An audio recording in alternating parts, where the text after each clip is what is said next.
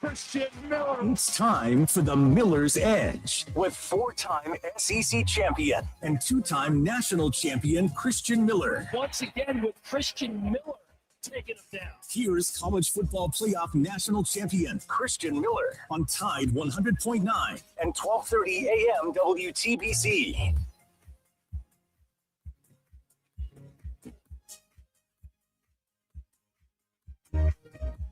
And welcome into this Thursday edition of Miller's Edge, Tide 100.9, 1230 WTBC. Hope everybody is doing well this morning. We got a lot to dive into in terms of a number of different directions. There's definitely a big thing that I want to get to at some point, and we will. We've got plenty of time to get there. So not going to jump the gun, but I will say this. We do have a guest lined up at 11:30.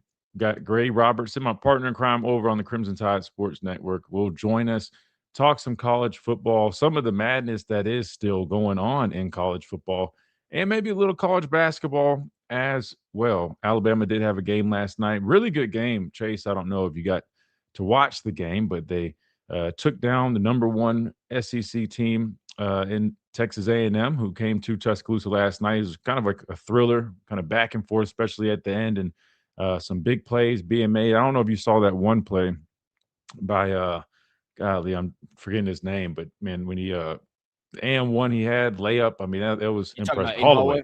Yes, thank you. Sorry, Holloway. It came to me right as you guys were about to hit me with the assist, but yeah, that was a crazy play, man. Definitely a crazy play, but big time win. Great way to respond after getting beat down by the Gators, taking down the number one team in the conference. So this team is still live. Now, there's still a lot of things going on with this team. We got the whole Bediako case. I mean, there's been some developments there. I know his team is pushing for, I guess, another delay, which would clearly let him keep playing. NCAA is pushing back on that. I don't even know the latest because I think there was some stuff going on as recent as probably a couple hours ago, so I need to double check that. But anyway, there's a lot going on with this whole deal.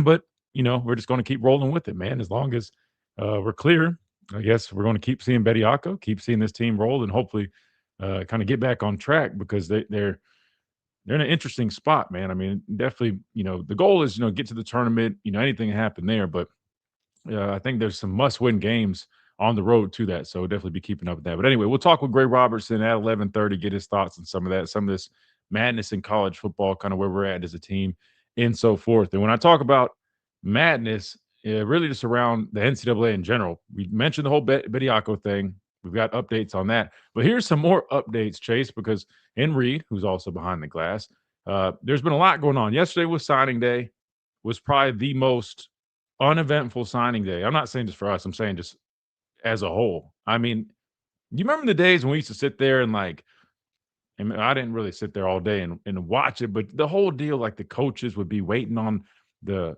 letter of intent, the NLI, not NIL, which we talk about 24/7 all the time, but NLI, National Letter of Intent, that the kids would fax in. I guess it'd be the administrators because I didn't fax mine personally. I think my coach or somebody did. But anyway, they fax it in. The coaches are sitting there at the fax machine and everybody's celebrating, all that good stuff. Well, I mean, I don't even think that's a thing. All these guys are on campus. As a matter of fact, a lot of them were presented at the basketball game last night, which is cool. And I saw there was a big line for Ryan Williams. So even though there's a lot of people in the internet community that have a lot to say about him and his performance last season, which, he had some struggles. Still, we all know he's a very special player. It didn't stop people from lining up to get his autograph. So it always goes back to the point, man. At the end of the day, I guess this would be advice for any athletes that might be listening. Don't listen to what you hear online or you see online, because half the time those same people that are bashing you or talking bad about you will be the first ones lined up in the autograph line to get you to sign something and take a picture with.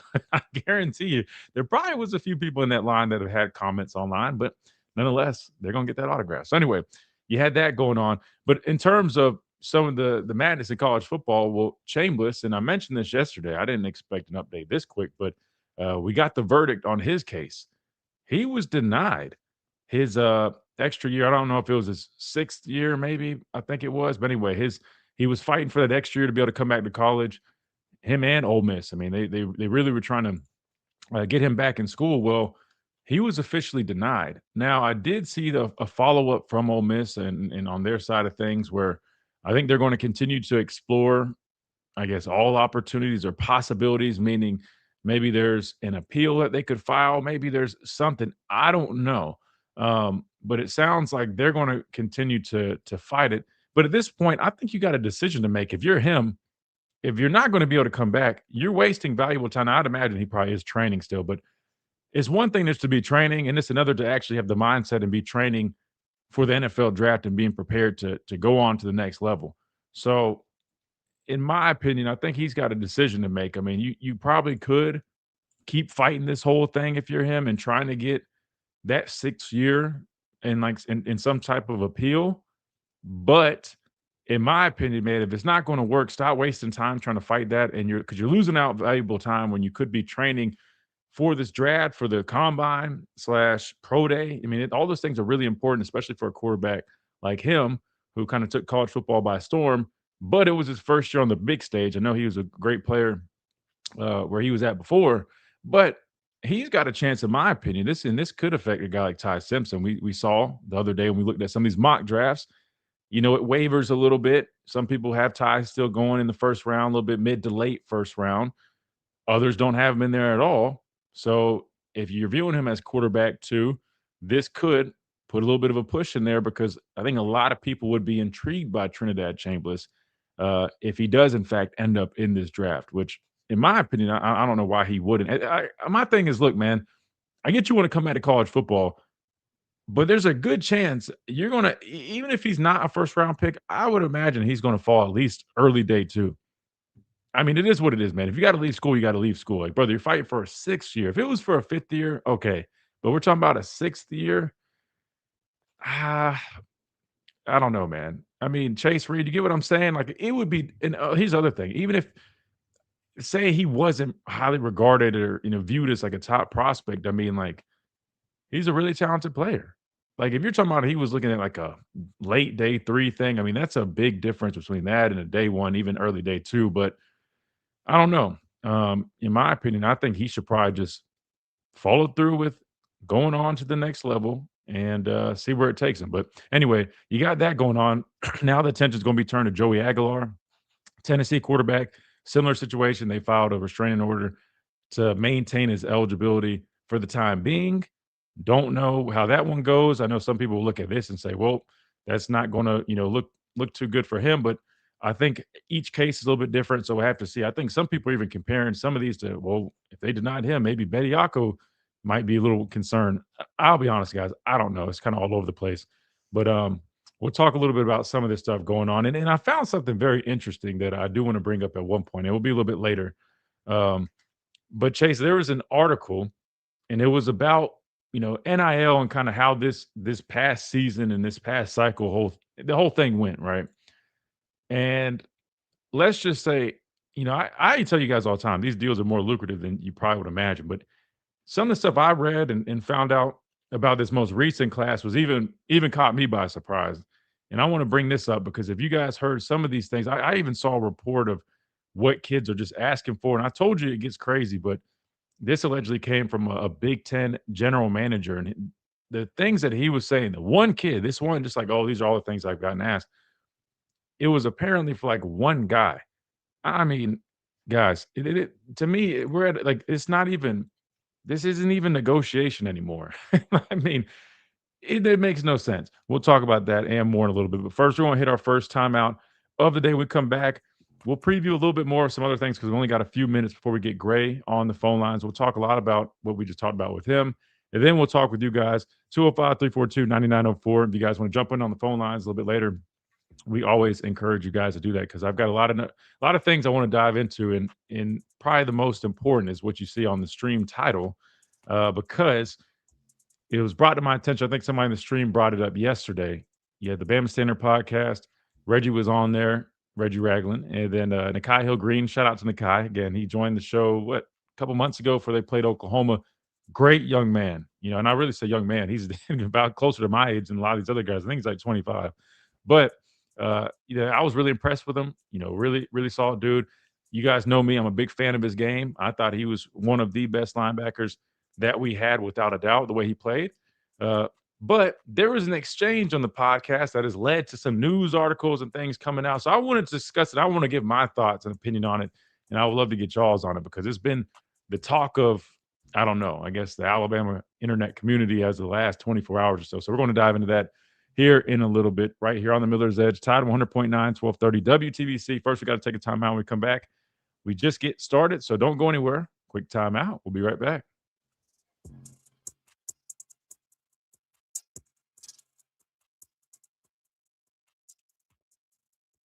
Mercedes-Benz of Tuscaloosa, luxury may be closer than you think. Right here in Tuscaloosa, during the Mercedes.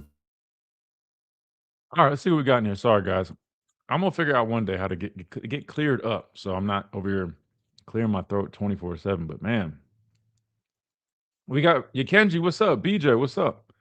Excited about the quarterback battle. Leaning Mac, be his fourth year in the system. Unless Keelan's magical, he'll sit another year. Just hope he doesn't transfer.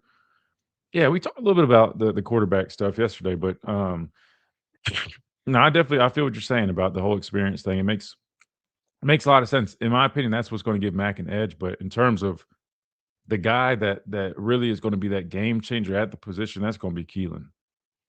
I mean, there's no debate about that. It's just a matter of can you get him up to speed where he's, you know, very confident in the system and able to do all the things you need him to do, going against the guy that's been in, like you said, going on 4 years. So it should be a good battle. I think the big challenge is sorting through the hype and discussion, seeing the on-field results. Who you who are you referring to, MD? You talking about like the team or that battle? Mike, what's up? Joey, what's going on? Phil, what's up? Travelpreneur, Christian, what's up?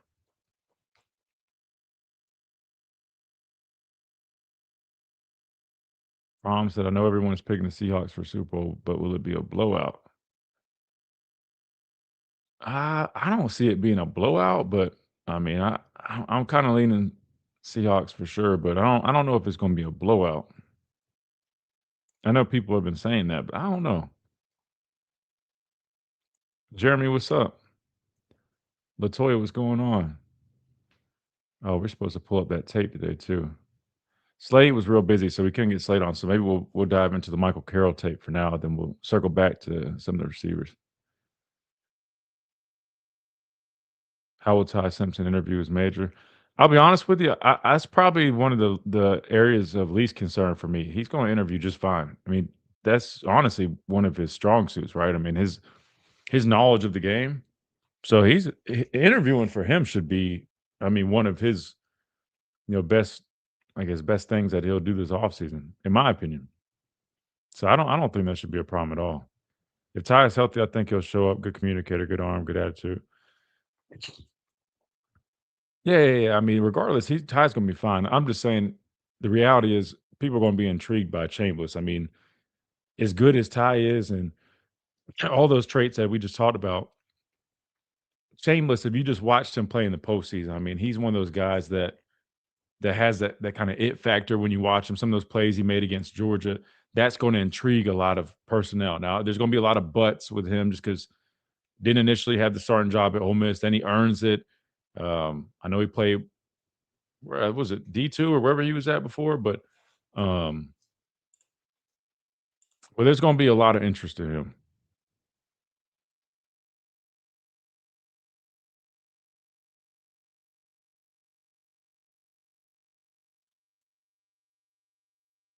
I swear, man, I got to clear my throat.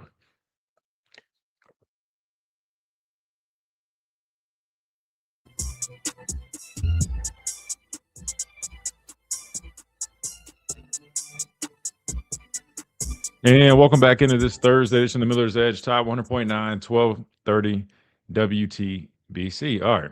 So I kind of hit you guys with a million different things, but I promise we'll narrow it down here in a minute. Again, we got Greg Robertson joining us in about 5 minutes, so I'm going to save some of it for him. But we can start with this whole crazy deal with, signing day finally finished up, by the way, which was yesterday.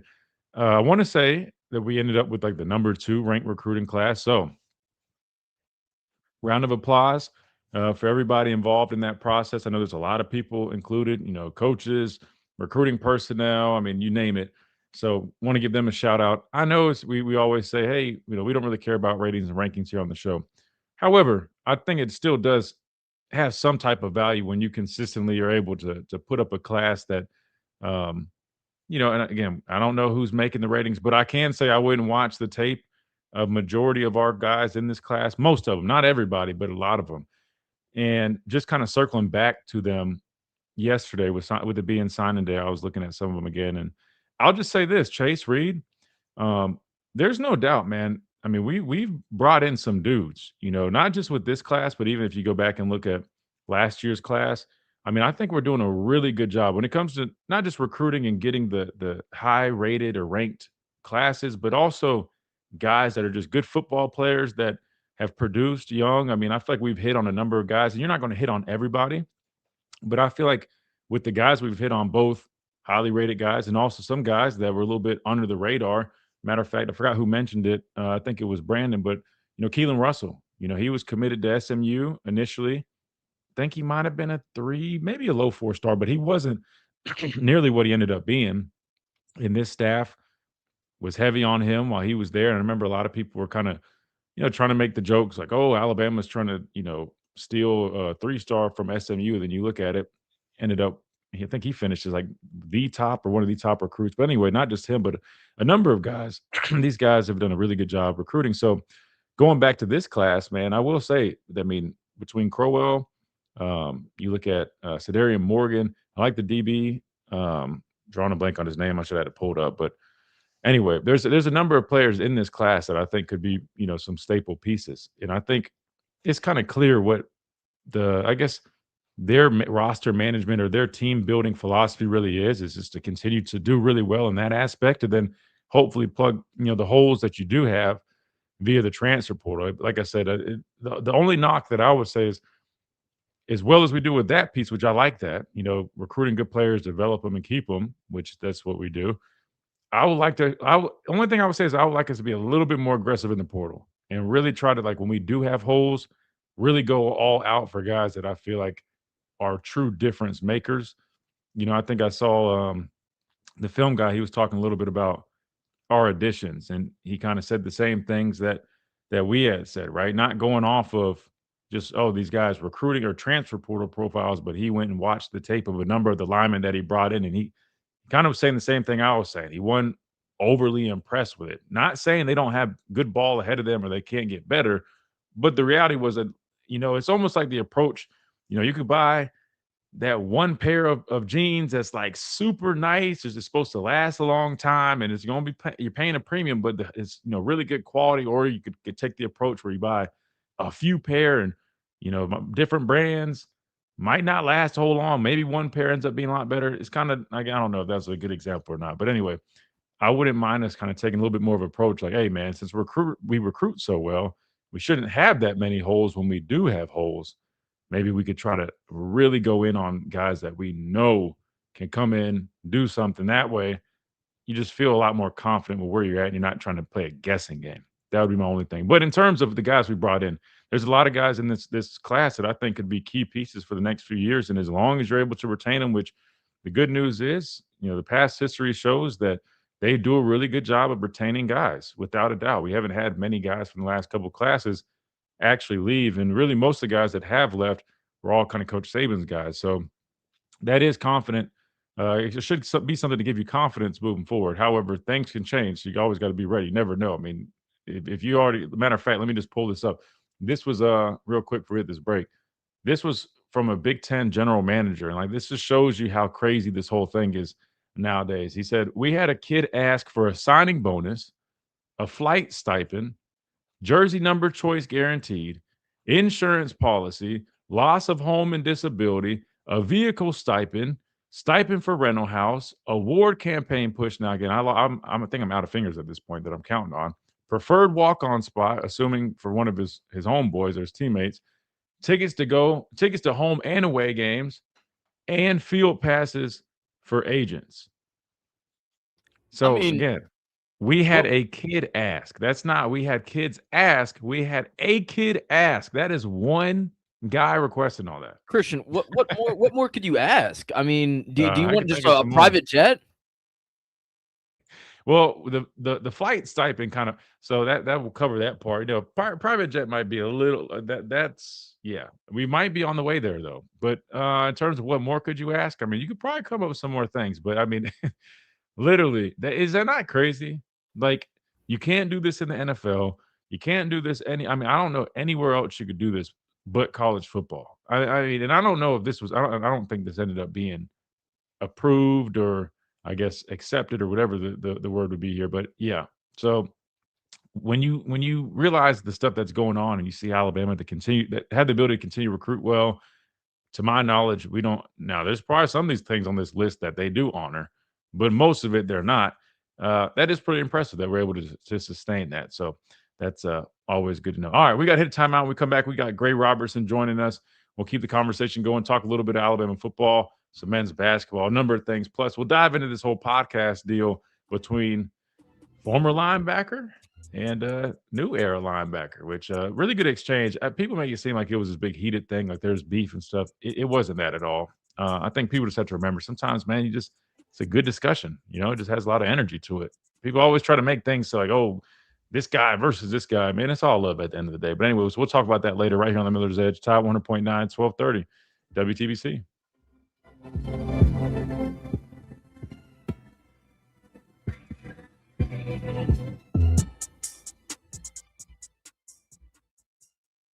The Town Square Media Big Buck. Challenge I have was shooting too high with the big money guys. Have we even seen what proper execution looks like in KD's system, what level of player it takes? But see, that's kind of why I'm like, I would rather go get guys that you can throw in there and they're just dudes. They're just dudes. You know what I mean? Like you're not worrying about it. It's all about, listen, there's 1,000 ways to skin a cat or whatever the saying is. But like, I love our approach that we're going to get these really good players from high school. But the reason I actually love it is because we've been known to, at least up to this point, to retain them. It would do us no good if you couldn't retain them. But the fact that we're able to retain them is solid. To me, I think that's the perfect model, man. Recruit well, retain those guys, take care of those guys so they don't leave. That way they're happy. And then go and address the needs that you do need. And hopefully when you recruit so well, you're not going to need too much, too many guys from the portal, right? So let's say like you're recruiting well, you might just need, hey, we need a plug and play guy on the offensive line. We're losing some production there. We need a plug and play guy, maybe one of the DB spots, maybe a linebacker. You know what I mean? Like there should only be like a handful of guys that you really need. And I'm just saying, if you can say, all right, we're going to go not all in, but like really turn our attention to try to really land some of those guys and plug them in with the guys you're recruiting and bringing up, I think you'll be a damn good team every year. Like I said, in this approach that we took, this portal cycle might work. I just think it leaves a lot more room for I guess, I don't know, it not necessarily working out as well. Now I'm not saying we took that approach the whole time, but if you just look at kind of like the O-line approach, right? I mean, we brought in like 6, 7 guys. Again, I showed you guys the tape. So you watched it with me when I was giving you my thoughts. And so you could see why I was not the most impressed with a number of the offensive linemen we brought in. And now, if you don't believe me, y'all like the film guy a lot. Y'all mention him all the time. He said the same thing. He said he watched Nick Brooks and he won blown away with that. He mentioned the Mississippi State guy, which I actually said, I mean, with Nick Brooks, at least the Oklahoma game, he had pretty good tape against Oklahoma. And that's a really good defensive line. The other games when you started to see some of the freshman stuff pop up. But I think you can work with that. We got a super chat from Ron Hollywood, man. Thank you so much. He says, Christian, you had me worried about the transfer portal. Well, I'll say this. I wouldn't be worried about it. This is what I would say.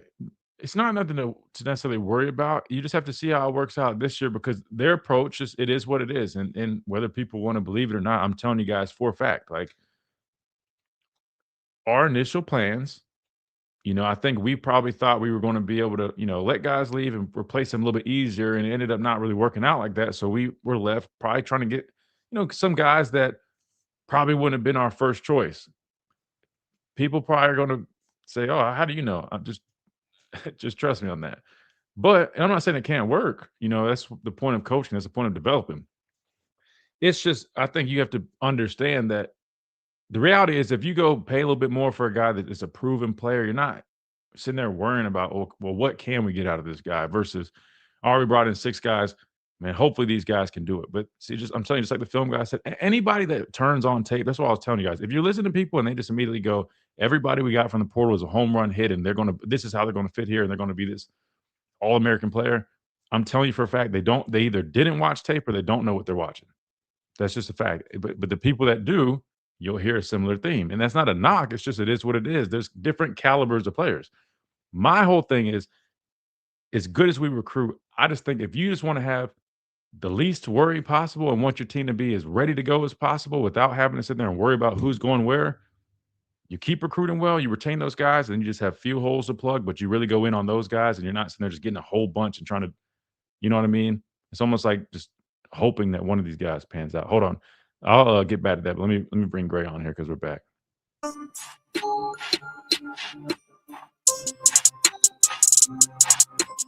And welcome back into this Thursday edition of Miller's Edge, Tide 100.9, 1230 WTBC. First guest of the day, we're joined by my partner in crime on the Crimson Tide Sports Network, Greg Robertson. Greg, man, how's everything been? It's been a few weeks, man. I'm good, partner. How are you? Thanks for having me on. Yeah, always, man, always. Tell me, where are you at again? What are you covering? Is it women's who are you covering this? Because you said you're in Atlanta. Yes, I am currently sitting in the lobby of our hotel in Atlanta. We've got Alabama softball starting the season in about 2.5 hours here at Georgia Tech, and about to head over to the field soon to get ready to go against Villanova.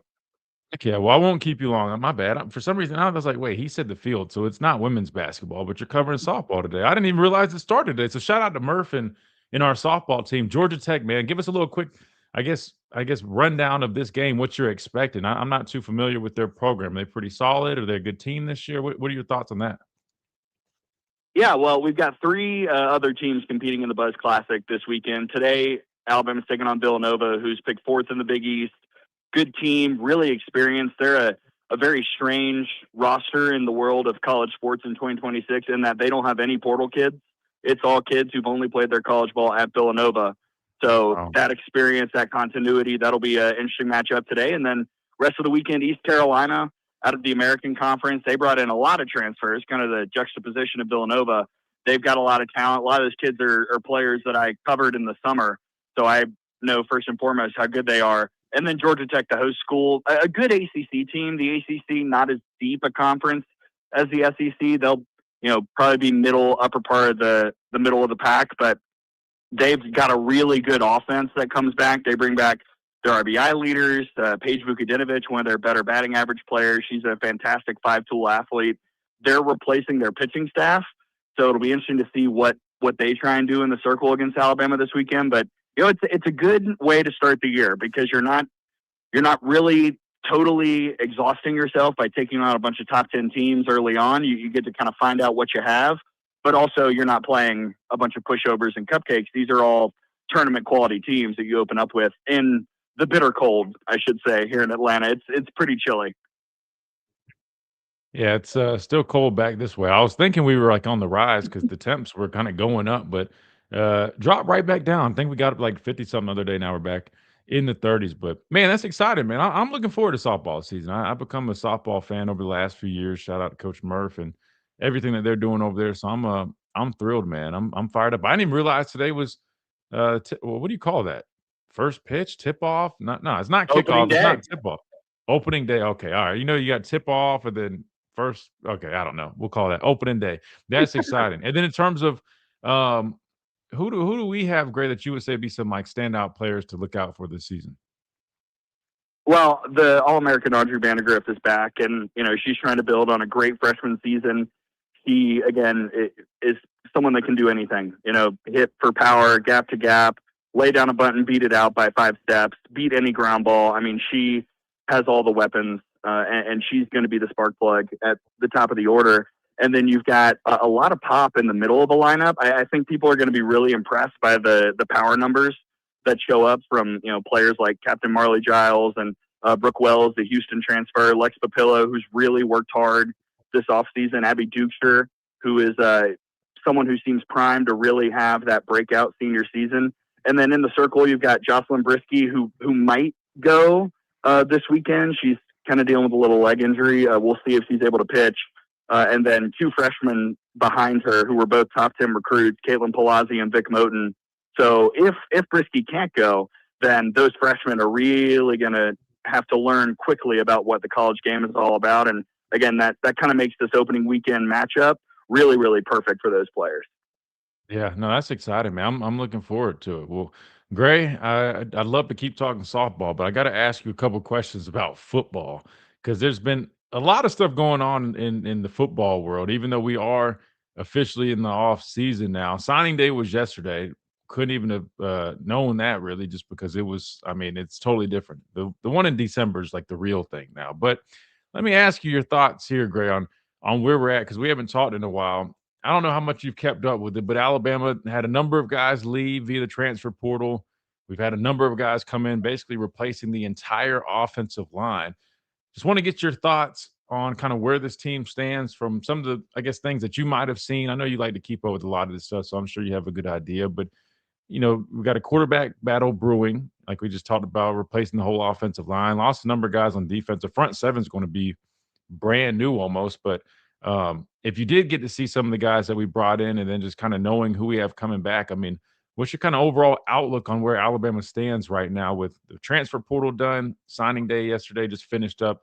The roster's pretty much set now for the 2026 season.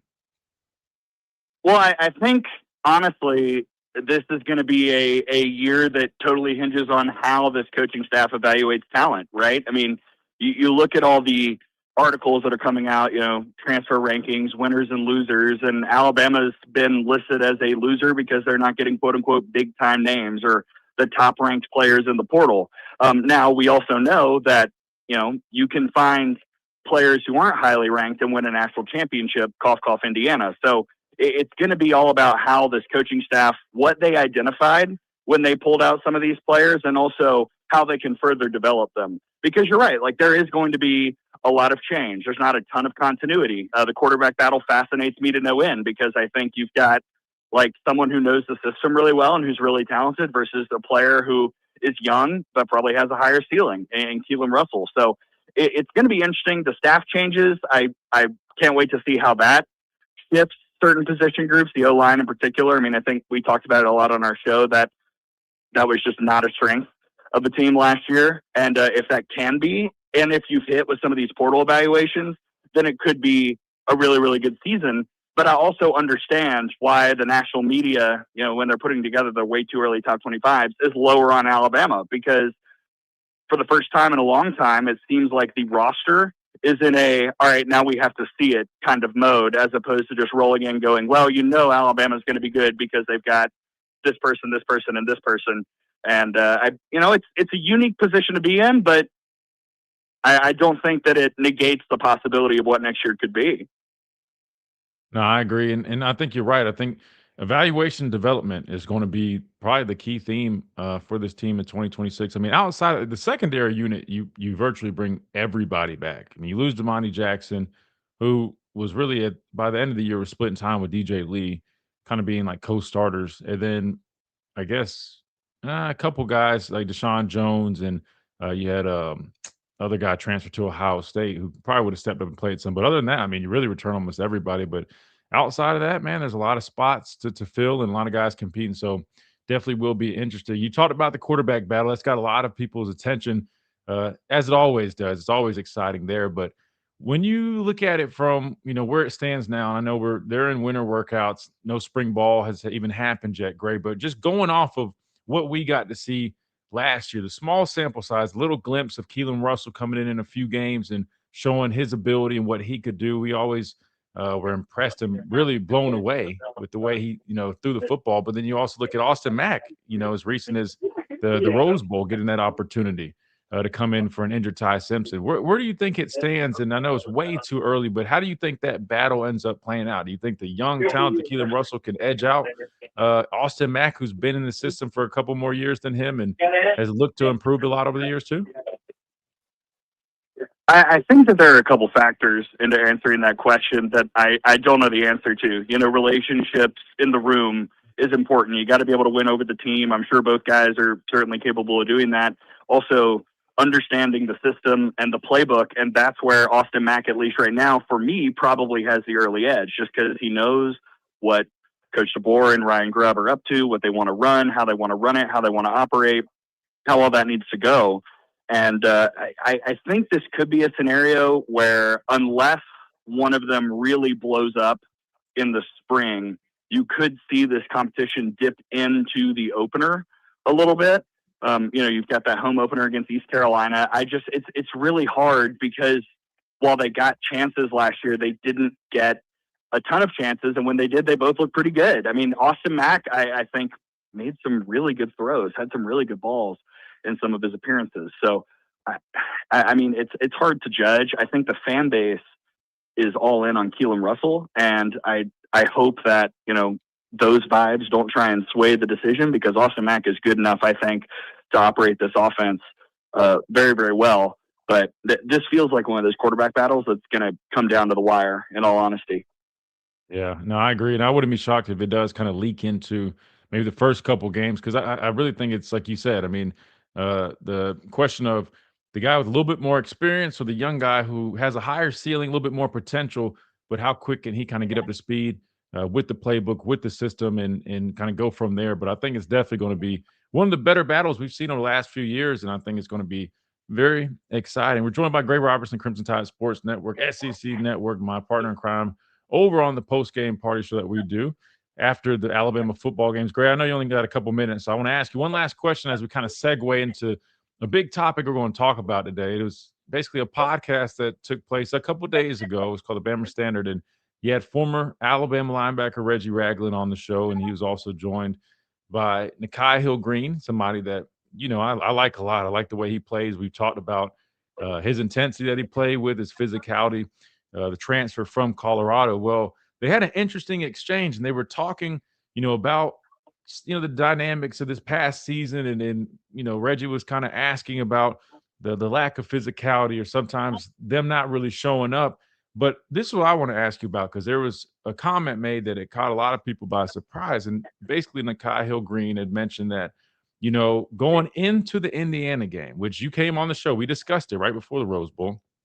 He said that maybe there was a little bit of a sense that Indiana wasn't going to be the most physical team, given the fact that they weren't an SEC team. Now, that definitely raised a lot of eyebrows from a lot of fans that heard the exchange. And I want to ask you your thoughts, because remember, going into this game, I remember, I think you also said it, but I was like, man, I feel like some people are kind of overlooking, because I remember when we first got the schedule, a lot of people were like, oh man, or the playoff bracket, and everybody said, oh man, we got the best draw. And I'm like, playing Indiana second. I mean, they are the number one seed, and a lot of people weren't sold on them, but I was like, they're a good team. What were your thoughts on that? I mean, does that concern you a little bit to hear a player kind of say, we might have overlooked them just a little bit, given that they weren't an SEC team? What do you make of those comments? It's disappointing. I would say that exchange is disappointing because I'll bring up Coach Murphy again. Like one of his phrases is, we respect every opponent that we play, and the best way to respect every opponent is to beat the heck out of them. And it seemed like, based on that exchange you just discussed, that there wasn't a ton of respect for Indiana. And I think that goes into a deeper conversation about the way that college football has changed. The teams that haven't earned the respect in the past are earning it now because of what they're able to do in this NIL era. And Indiana was a really good team. Like we talked about it. Like, yes, of all the draws, I thought that was a good path for Alabama. I didn't think it would be easy. That's insane. There's a reason that Indiana won the Big Ten and was undefeated. And you've got to understand too, when you're watching on film, yes, sometimes somebody might look good against a Big Ten team. Also, somebody might look good just because they're good. And that's something that I think everybody has to wrap their mind around. The fact that college football has changed so much. Like, I still think the SEC is the deepest conference for sure, but I don't think you can have the conversation that it's the best just because of the way that talent has been spread out. So, a little disappointing, I would say, but hopefully a lesson. Everything teaches you something about what's ahead, and I wouldn't be shocked if Alabama's put in a situation this year where there's a similar possibility of, it's this no-name team who's never really done anything, and they're a little sharper because of the lessons that they learned in the Rose Bowl. So everything is a moment of growth, and hopefully this is the kind of thing that helps that coaching staff and all those players grow in understanding the mindset you have to have in college football in this era, I should say. Yeah, no, you're absolutely right. And to be fair, I kind of had a feeling that might have been the deal when you're watching that game. And he also mentioned too, though, I will say this now, and I know a lot of people are saying he's making an excuse. I think he just was being transparent and was probably admitting that, the guys on the team might have made that mistake. But he also mentioned something that, we had talked about afterwards, that, listen, they had an answer for everything Alabama threw at them. And so he kind of just proved what we had been talking about in terms of, you got to give that staff a lot of credit over at Indiana, because yes, they had older experienced players, but he himself talked about a situation and kind of how they were, inserting the tight end and doing things, they gave them a different look than what they had expected, and it threw them off. And scheme wise, and their game plan was just, really, really good in terms of that matchup. So, that's, take that for what it is. But Greg, I know you got to head on over to the field, man. Hope you guys have a great call. It's exciting. Softball starts today. So again, everybody that is a softball fan or an Alabama fan in general, you guys want to support, you can check that out. Greg, how can everybody listen to the calls over the weekend with opening week in softball? Well, the only way to keep track of today's game, because it's not being streamed, is on the radio. So the Crimson Tide Sports Network, 100.1 FM, Catfish 100.1 FM if you're in Tuscaloosa. And if you're outside Tuscaloosa, you can download the Catfish app. You can download the Varsity app. You can go online to the Catfish website and tune in. So a lot of ways to listen to Alabama-Villanova coming up in about 2 hours. Heck yeah, man. Well, once I get done, man, I'll definitely be tuned in and pulling for our girls over there. And shout out to Coach Murph. But Gray, I appreciate you hopping on. I know you had a limited time, but thank you so much, man. Always good to catch up with you. And hopefully I get to see you at some of these softball games this season, man. So I'm looking forward to that. Absolutely. Thanks, partner. Yes, sir. Always, brother. Greg Robertson, ladies and gentlemen, partner in crime over on the Crimson Tide Sports Network. Again, you can listen to him and all the other calls that they'll have on the radio. So wherever you listen to the Crimson Tide Sports Network, like you mentioned, Tuscaloosa, I think should be 100.1. But make sure you check them out, man. Greg does a hell of a job. And if you haven't gotten into softball, man, I highly encourage you guys to give it a shot, because I was a big baseball guy. I didn't play growing up, but I've always, started watching it when I was in high school. But man, I ended up at a softball game years ago, and I'll just tell you guys this. It's honestly one of the most fun sports to watch. It's quick paced, and they do a really good job. We got a great team. Coach Murph does a really nice job over there, and it's been really exciting since I've really been, keeping up with them. So I urge you guys to do the same. I keep saying kick off. I'm so used to football. They have opening week or weekend kicking off today. Okay, I said it again. We got to hit a break when we come back. Hey, we got the Pastor Payne. He'll be joining us, and we got to dive into this whole thing. We'll talk about that exchange. I'll even play some clips from it if you guys aren't familiar with what I'm talking about. You got former Alabama linebacker Reggie Ragland going back and forth with now former linebacker Nikhai Hill-Green, and definitely a very interesting exchange. We'll listen to it, we'll discuss it, and we'll talk with you guys right here on the Miller's Edge, Tide 100.9, 1230, WTBC.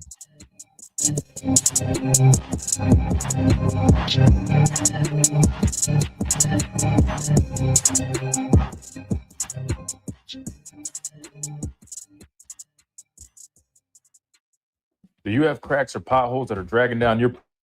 Yeah, I don't know. Wait, is Reed behind there or Chase behind there? But yeah, you guys can just stack it. It's 55, so we'll end up probably coming back right around top of the hour. I appreciate you guys. All right, let's do this. All right, Reed. All right, thank you, Reed.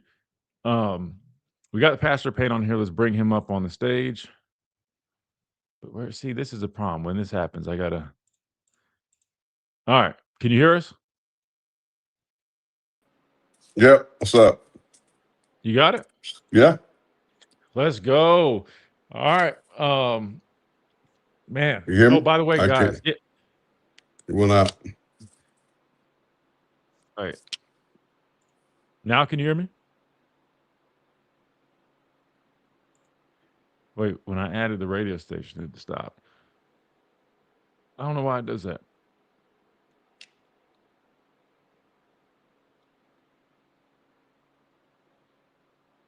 Yeah, you're probably gonna have to rejoin. In the meantime, let me pull up this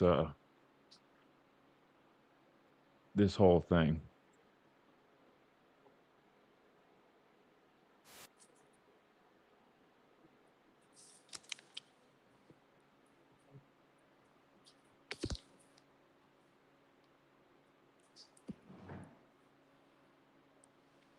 So I'm trying to find. Only thing is, in terms of playing it, man, I know sometimes there's some language on there. So Reed, you might have to be ready for that button.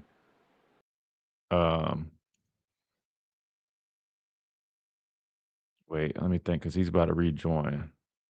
I'll just leave it like this till he rejoins. All right, let me find the exact part of this clip.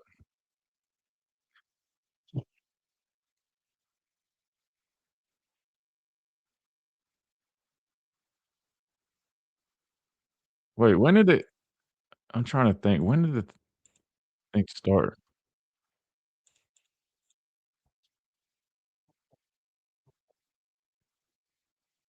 Okay, hold on.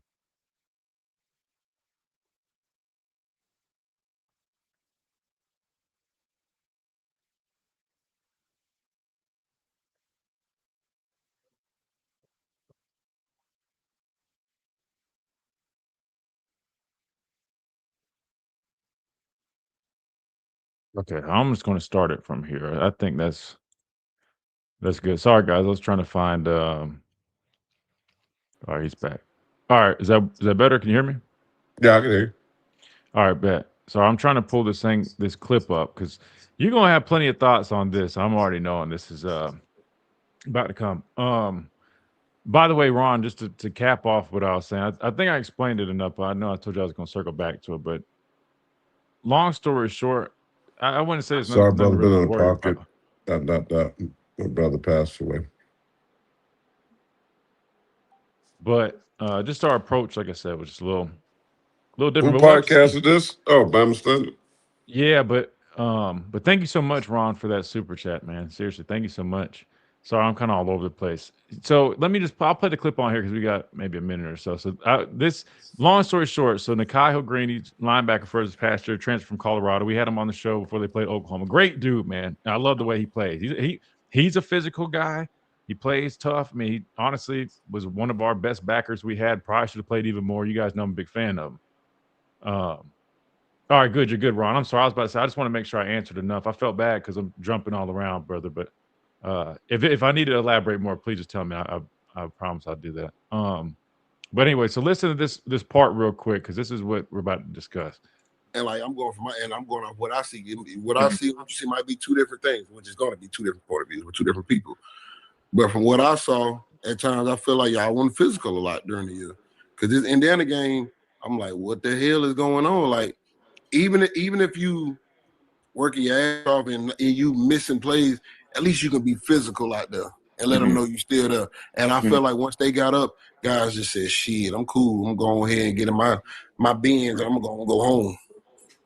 Like that's how I felt, and that's what it felt like I saw. I just say I will say this. I will say this because I've played in other conferences. I think there was a little bit of a sense of this isn't an SEC team. To a point. There was a little bit of that, I think, like that preconceived notion of like they're not going to be as physical as us because they're not an SEC team. But I mean, and I wasn't saying that when they play. I'm saying because it just looked like y'all didn't come ready to be physical. That's what it looked like from my point of view. But it did the defense. I mean, also, let's not get it confused. They are 16-0 national champions for a reason. Yeah. So I'll play some more of it, but let me go back because I might have to play some of that for the radio. Let them know Who's that guy? The point of attack. and being where they're supposed to be. And Who at was that times I guy, feel Chris? like guys wouldn't hold the point of attack for things, which is going to be two different point of views with two different people. And Nikhai Hill-Green, he played linebacker for us this past year, 41. Oh, he's a good player. My point. So that's why I'm gonna preface by like, to be clear, he's a good player. He's a physical player. He played the game the way it needed to be played. But a lot of this podcast episode was like a couple of days ago, and a lot of people took this exchange. There's a little bit more to the exchange, but hold on. Let me we're back. Hold on. I'll bring it back up. Hold on.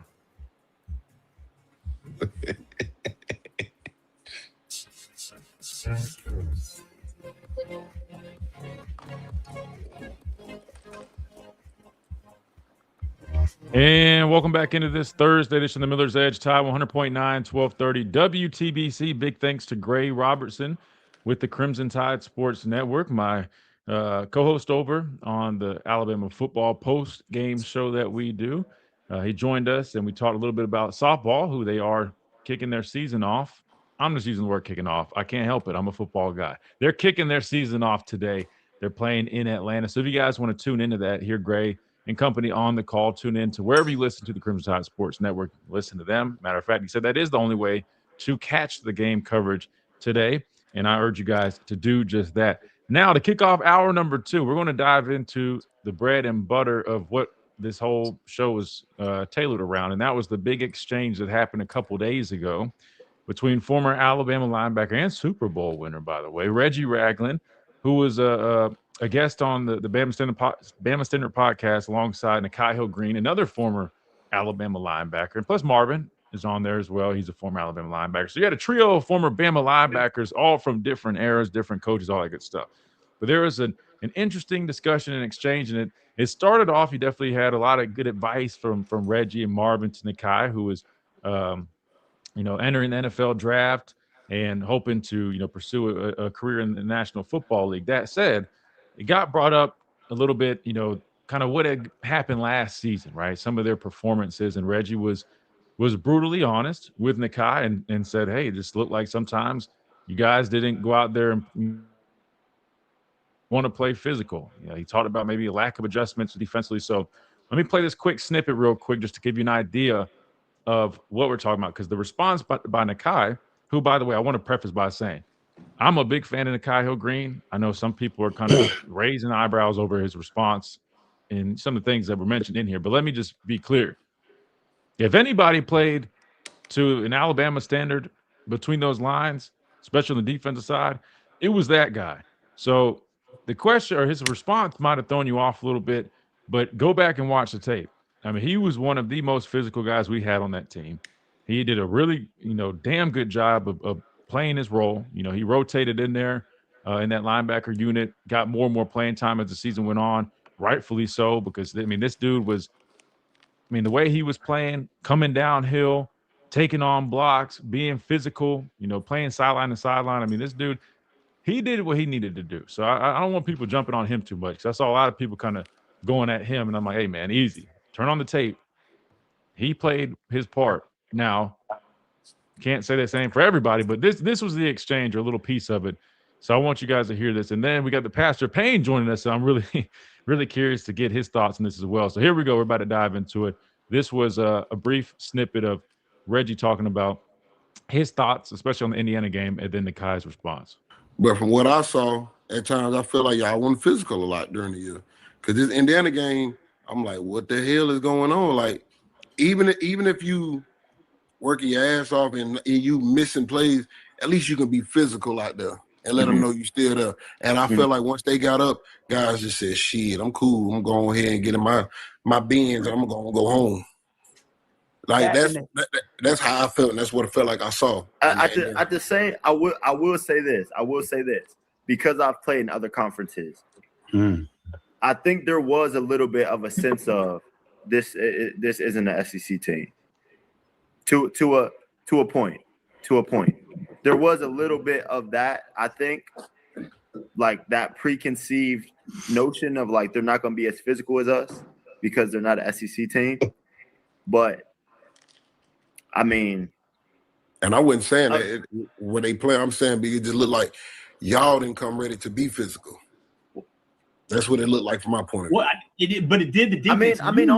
Also, let's not get it confused. They are 16-0 national champions for a reason. Yeah, and not hating on them at all. And schematically, they had a lot of answers. Like I gotta give Signetti his flowers. They had and listen. I'll just tell you one. But let me say this too. Let me tell you one instance. And I already know what Marvin gonna say too. They went their entire season. They love to insert the tight end. Insert the tight end. Wherever I went, he inserted inside of me. So I was gonna be wrong regardless. I was gonna be wrong like on a lot of occasions. Like they had a lot of answers to what we did schematically. They had a lot of answers, and their running backs. They were clean. They're the national champions. All right, but let me say this too though. I'm gonna stop right there before we keep it going because there's a couple things to unpack there, and I definitely want to get your thoughts because I can already see your head's kind of spinning. I mean, you got quite the response. You're starting to kind of shake your head back and forth. But let me just say this. I'm gonna start backwards. He mentioned schematically. He just proved what I have been talking about in terms of. You guys heard me say this. Go back. What did I tell you? Those guys had an answer. I verbatim. I said the same thing after watching that game and going back and watching it. We got out coached, no ifs, ands, or buts, and he literally just said that.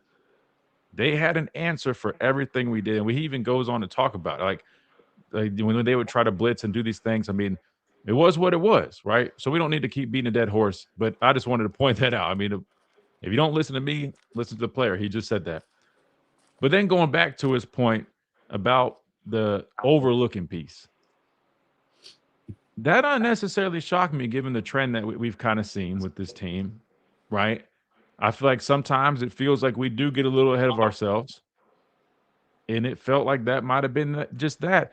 And if you think about it, that was one of my, I think I might have mentioned this about after we played Oklahoma.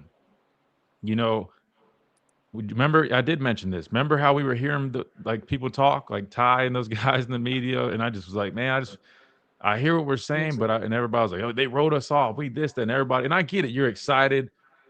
But I'm like, man, we really just were down. We played a terrible first half, and we're down 17-0. And while, I mean, I give him all the credit in the world for the amazing comeback, which he's about to mention here in a minute. I just feel like when we do something well, and then it's like, oh, man, see, that's what happens when you doubt us. And I get it. I know how it feels, that spirit from coming, within the building. But sometimes I'm just like, man, I think we got to learn how to just control it. Like we're supposed to come back and do that because we were supposed to do that from the beginning of the game.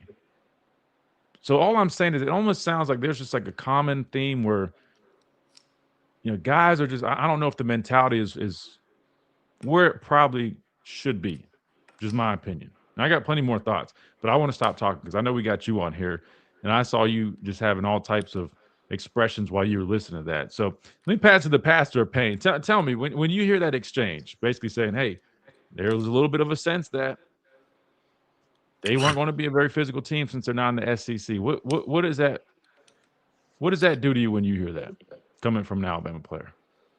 Well, I think, and I said this. I said what he said. I think when you're an SEC team, when you play in Indiana, right? We always talk about the script A. We always talk about Alabama, rolling the helmet on the field. And when, because of their past success, there's this stigma that comes with it. Well, there was a stigma still that came with Indiana. It was Indiana. And I said this many times. It's Indiana, right? I know they've had all this success. I know they beat Oregon. I know that they beat Ohio State. I know. But I ain't believing it. Right. And so you go in there with that mindset. So I understand what Nikhai is saying. Right. But that's on coaches. That's on the coaching staff not getting his guys prepared to play. Now, that being said, they got bloody blistered. Right. And Reggie is 150% right. That was what I said. I mean, dude, they was ready to crank up the 560s, V12s in them, right? The G-Wags. I mean, they had no intention. When they got behind and they got getting slapped in the mouth, they quit. And that's on the player. That's on the athlete saying, you know what, I give up. I quit. I'm waving the white flag. I surrender. They surrendered. And that is on him. That is on his teammates. And that's what Reggie is talking about. Not having enough pride, good pride to say, I'm not going to let them come out here and whip my tail like this. We're Alabama. We're SEC. We might get out schemed. Let the coaches deal with that. I'm out of position. The guys always, they use a tight end, blah, blah, blah, blah. Cry me a river. Somebody make a play. And that's what good players do. Good players overcome sometimes coaching mishaps, and they go out there and they make plays. But that tells me the mindset of this program. That's why I said I think they are in deep trouble. And I think they take on the personality of their head coach, Kalen DeBoer. And you know, this is a middle linebacker, and I like this kid. I thought he played hard most of the time that I saw him. But his answers, man, bro, really? Well, let me say this now, guys. Now, guys, you know, they were 16. No. I mean, that come on, dude. Man up and say, man, we got punched in the freaking mouth. We didn't play good. We weren't physical. That's on us. Stop making excuses 16 and 0. And they got their running backs. I mean, you know, stop it. You're Alabama. They don't have G-Wagons in that parking lot in Indiana. They do now. They might now, but they didn't have them before then. They didn't have 560 with the AMG kit and all the, you know, the wraps on the cars. And they didn't have all that. That tells me the thirst and the hunger was a lot more for the Indiana Hoosiers than the Alabama Crimson Tide. And so, Reggie, I love the fact that he's a proven player. He's been at the highest level. He was extremely successful. And that's what these kids need. Unfortunately, he's gone. That conversation needs to happen with dudes that got eligibility. They need to hear from him and say, listen, this is what I see. You can tell me all this other crap, but I played the game. I've been in the trenches. So don't tell me that. So Reggie Ragland needs to be the type of guy that go into that locker room that Caleb DeBoer needs to bring back in that locker room and look them in the eye and say, y'all are soft. Y'all play soft. You know why? Because the film don't lie. You can tell me I'm being hard and whatever. Turn the tape on. And that's what who was that was saying that before. When guys were transferring out, he said, turn on the tape.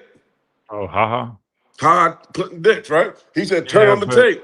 Yeah, but I also turn on the tape of the guys we have coming in, and I couldn't sit there and say they're that much better. If even I don't even think most of them were better. So I mean I don't know about that. Well, I mean that too, but I'm just saying if you're gonna have energy like that on guys going out, you need to have the same energy on the guys coming in. That's my thing. And I'm just saying I did pull up the tape. I pulled up everybody's tape, guys leaving and guys coming in, and I'm just telling you that there's not I can't sit there and say we brought in guys better than the guys we brought out. If anything, I think they're probably maybe in the similar range, some of them, but if not, they're more development guys. That's another conversation. I'll say this though. What you're saying sounds great, but here's the reality though. Bo Scarborough tried to go back and try to take that approach. Remember what happened? He got his name put on a podcast by Terry on, then everybody started saying like former players are complaining, former players are this and that, they're ruining this and that. Like they don't understand the new age. People come up with excuses basically saying, oh, well, we don't understand the new age of college football. So even if Reggie were to do something like that, I can tell you right now that it's not going to receive the response that you or what others might think it will. These guys will get offended like that. Oh yeah, they get offended because they got money, because they don't care. Right, because that's the thing. Because well, I mean, I think approach plays a role. But listen, I always give the example. Like Ruben did that to us. Now it's a little bit different because we played with Ruben, but Ruben left, came back, and when I tell you he cussed us out, told us we weren't blank, like we know better, this and that. I mean, he called people out individually, finger pointing, and I mean nobody said anything but you're right. You know what I mean? Like it was a respect thing, and We ended up winning that. That's the problem. Not all of them, obviously, but a lot of these young guys don't respect older guys. Why? Because they, especially if they're out the league and now if they're still playing, I think there's a little bit more respect because but they have egos now. If you're not Derrick Henry, if you're not Tua Tagovailoa, or one of these guys who are Jalen, they ain't listening to you. They don't listen to you. No, like they're not gonna listen to me. They're not gonna listen to they might listen to somebody like I don't know, maybe a Will Anderson. But then why they bringing all this money, bringing in a fraudulent Stephen A. Smith and all these?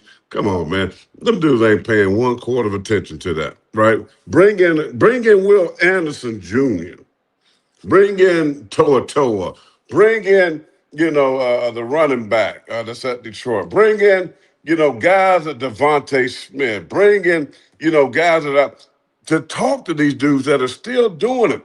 If that's what it takes, stop bringing in these guys, these clowns with all these followers on podcasts and all this.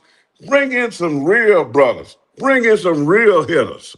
That's all I'm saying. I mean, these dudes, man, this is the problem that the reason why I don't get down with it with college football like that no more because of this.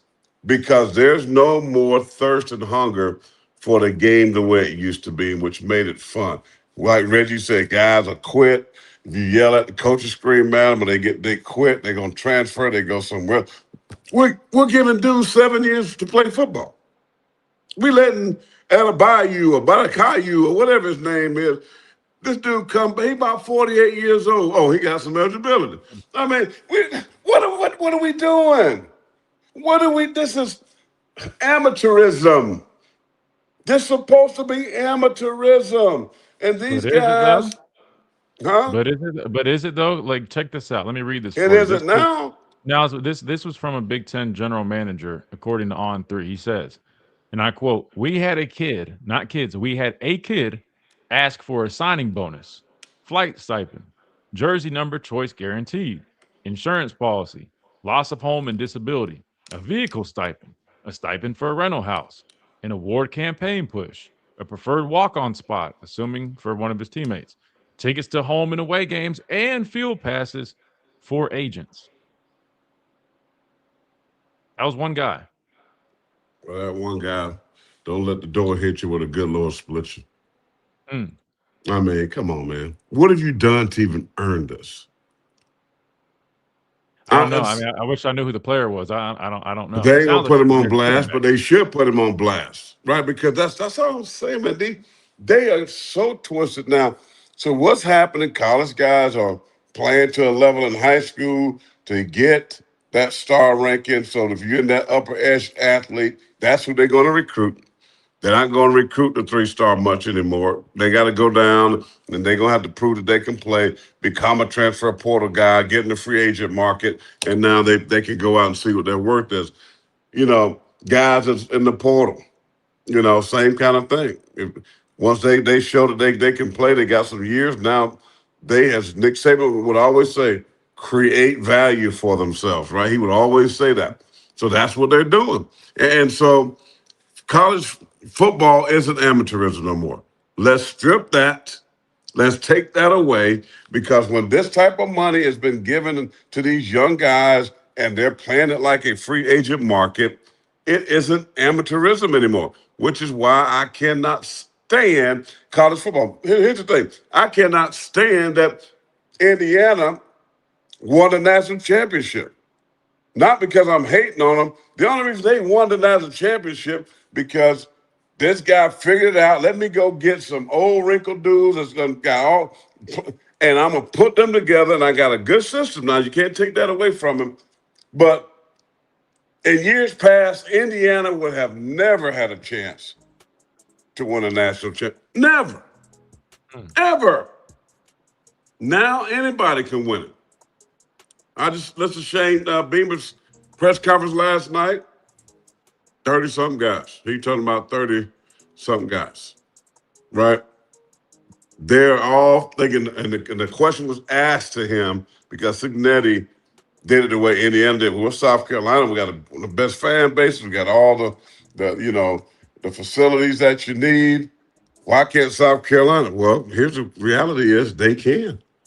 They can be the next Indiana, right? If they put their money the right way, if they got a general manager and a free agent market department and understands how that works, get some older guys. And Shane talked about that, playing with older guys. He said 2 years ago, the reason why they were so good because they did. They had a lot of veterans. Okay? So I'm just telling you. I got to give you pushback on that, though. I think You can. I'll just say this. I think you're underestimating this coaching and the scheme and the culture of Indiana. I definitely agree that they wouldn't have been able to even have that opportunity if it wasn't for the portal. But again, they didn't bring just a whole bunch of no-name guys. They might have been no-name to you guys, but a lot of those players were brought up by Cignetti in his system at JMU, where they also won a lot and they dominated that league, won championship, and then came over to Indiana with him. So to be fair, I think people are not giving enough credit to the system, scheme, and culture that he has developed and established at Indiana. Don't get me wrong, you're right. The portal allowed him to bring all those players, but let's not. South Carolina, y'all can go get y'all can go get those players, but y'all have the coaching, y'all have the culture that you think you genuinely could win like that. Personally, I don't know. I haven't seen that yet. Well, Indiana didn't have any coach. They're the worst college football program in 50 years. And that they was have no culture. That was before. I'm talking about what Cignetti has brought to Indiana in the past 2 years. He's only been there, 2 going on 3 years, something like that. I'm not talking about before that. I'm talking about what he has done. Because I'm saying if they hired another coach and spent the same and got the same players but did not have that system, I don't think they would have gotten as far as they did. I think people underestimate. Like that system was not some complicated system. I didn't say it was some super complicated system, but if you go watch the stunts that they do up front, there's a reason everybody does those stunts. But does everybody execute them at the level? Does everybody execute them at the level that they do? Everybody disguises coverage and everybody. I ain't buying all that. I ain't buying all that. You're not buying that, but they beat the brakes off of Oregon. They beat the brakes off of the University of Alabama. It wasn't just us, and they just went on to win a national championship. They beat the brakes off of Alabama because the trash that Alabama put on the field. You're telling me it had nothing to do with scheme either? Come on, man. It wasn't that much. It was the amount of talent. Maybe they had lack of talent. Why did they beat the brakes off of Oregon then? It was only because they were older too, or it had nothing to do with scheme? Well, Oregon was very young for sure. Okay, and it's not like Pons had a pick 6 to start the game off. I mean, I'm not saying that was just scheme based, but I'm just saying you're talking about a player that was not probably recruited to go play anywhere else. Indiana's not going to become some blue blood. He's a 5A corner, but look how he's playing. Come on, that was one of those lucky years, bro. They're going to be right back to Indiana next year. Brother, they were in the playoffs the year before. Now, yeah, I know with those same guys, but they didn't win. And so that's all I'm saying is Alabama should be ashamed of themselves. He made the playoffs in his first year. Come on, Alabama should be ashamed of themselves. Period. He made the playoffs at Indiana. What I think his first year. I ain't buying it. It's Indiana. All right, and you're gonna be sound just like all these fans that don't know what they're talking about or don't watch. I know what I'm talking about.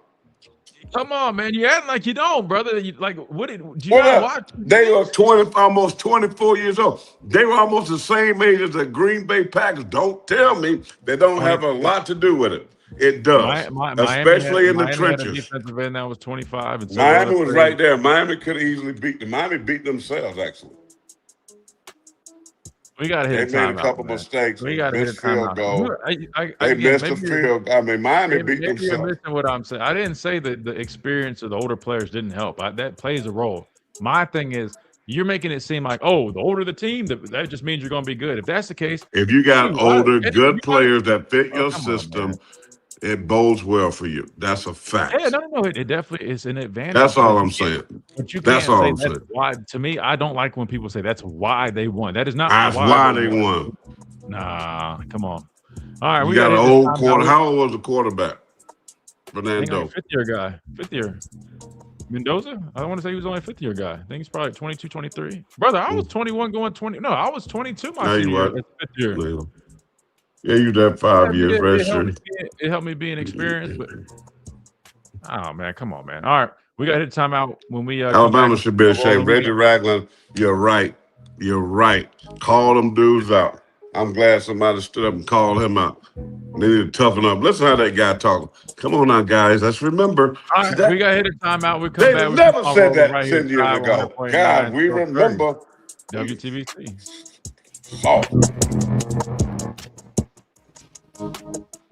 This is local Allstate agent Stephen Fikes. Let's face it, sometimes local is just Having 24-year-olds on both lines of scrimmage does matter. When did I say it didn't matter, G-Bam?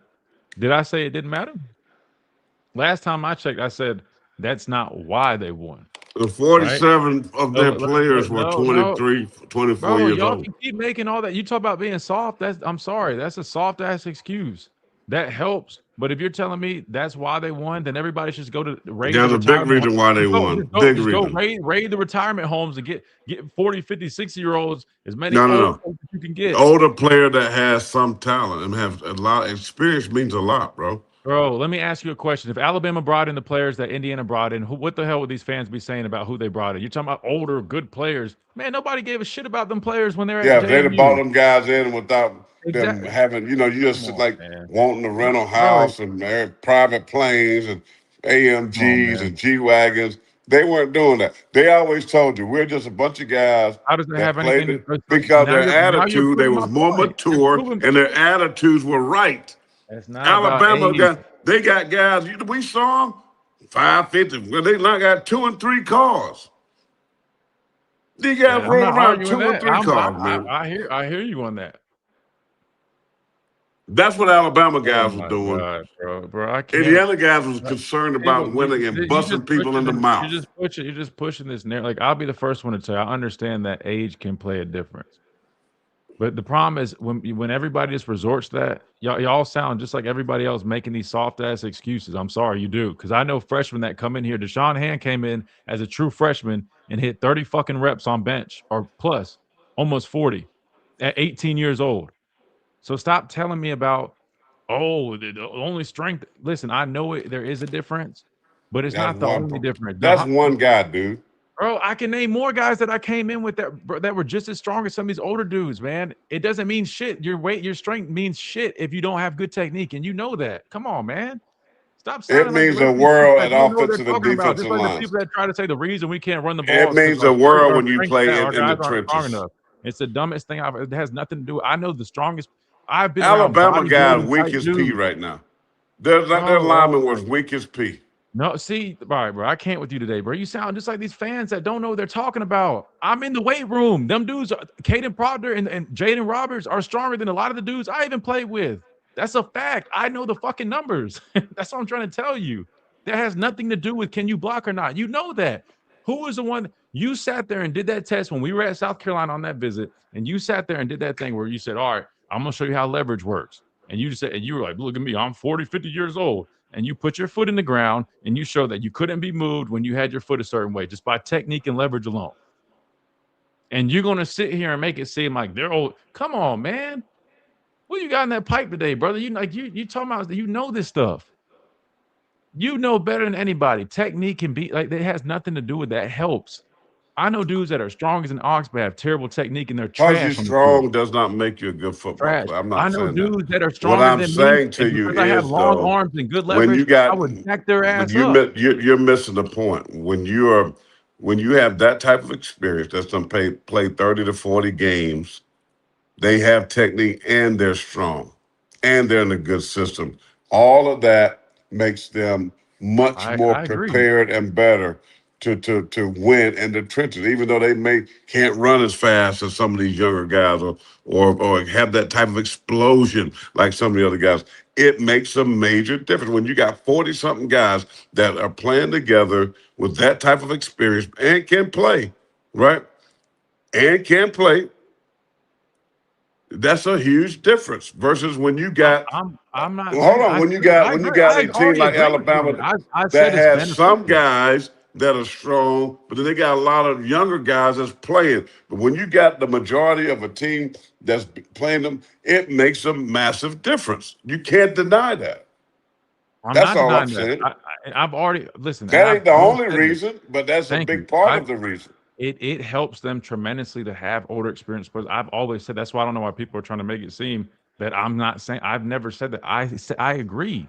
However, to say that is why they won a national championship and went 16-0 I didn't is say that's why false. they won that No, championship. I said the I'm not reason. saying just you, but a One lot of of the people say reasons. that, and I'm just telling you, I watch The and break boys on the down pivot tape. just said it the Brother, other night. They said the exact same thing that I said, and they're right.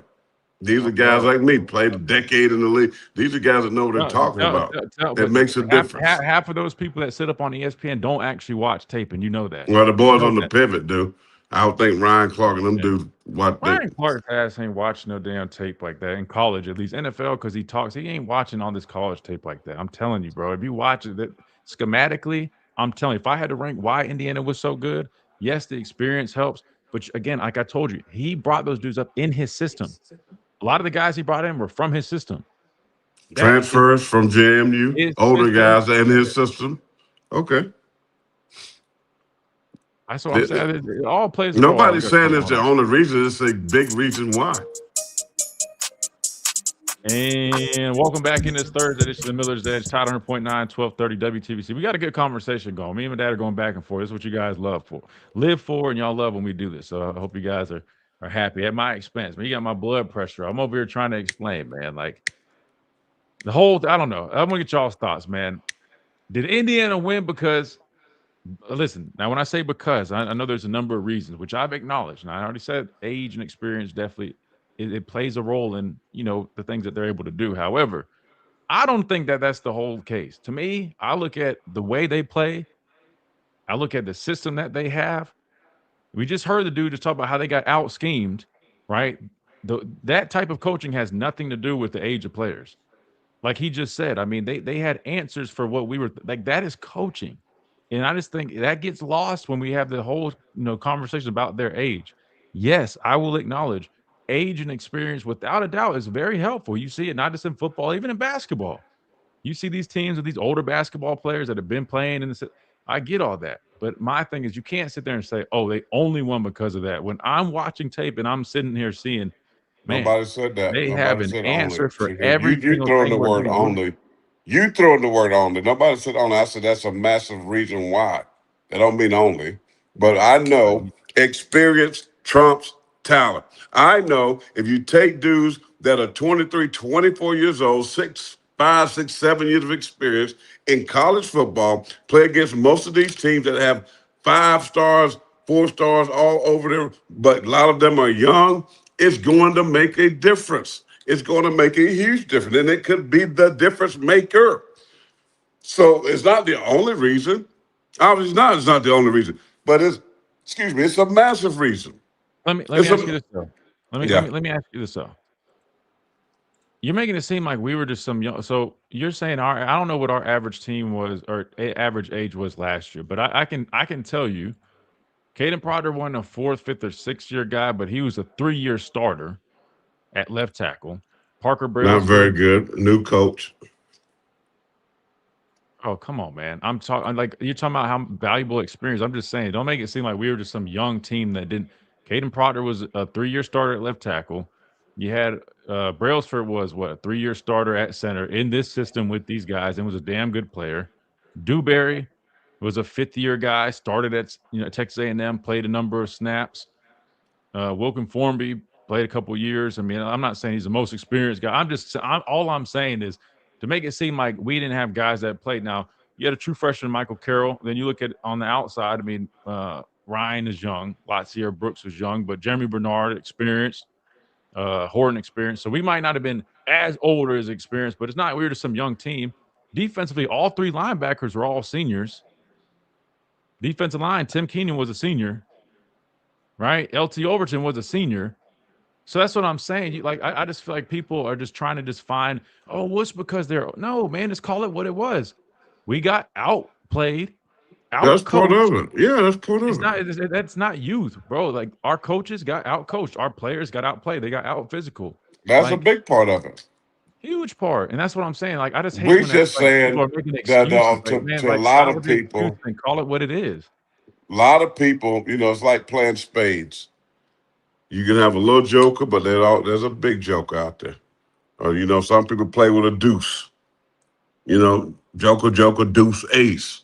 And Alabama was slapping their little ace out there, and Indiana was smacked them with the big joker. I mean, I'm just saying to you,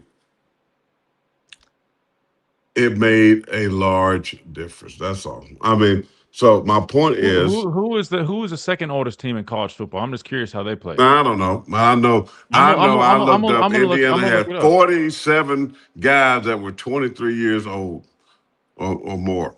I think I saw 47 of their team. That made them about the same age as the Green Bay Packers. No, because Green Bay was like average age was 25. Indiana was like 23. Yeah, but when you look at 23 years, and by the way, 23 years old is like a fifth-year senior. Because I was 22 as a fifth-year senior, and I was young. My birthday was literally in the summer, right? So I was like always the youngest in my classes. So fifth year, you're expected to be from 21 to 23, more so 22 or 23. Football. I'm looking it up right now. But no, not the oldest players. I'm trying to find the oldest. One of the oldest teams in college football history. Indiana had 47 players, catch this, 22 to 25 years old. NFL players' ages range, NFL players' ages 21 to 22 was 140. That's a real number. Okay, but when you say 22 to 25. No. Half their roster or more, 47, 22 to 25. That's a lot. Right. You tell me about 2 or 3 or 4 guys, 47 from 22 to 25 years old. This is what I'm trying to tell you, though. I need more specific data, because when you say 22 to 25, what kind of data you need? When you got 47, let me explain. Because when you say 22 to 25 and there's 47 of them, that criteria could include one 25-year-old, and it also could include 46 22-year-olds, and then the data would say 22 to 25 years old. So that's what I'm saying. That means that they got an old team. That does matter. All right, man. All right. You just said you were 22 as a fifth-year senior. So what are they?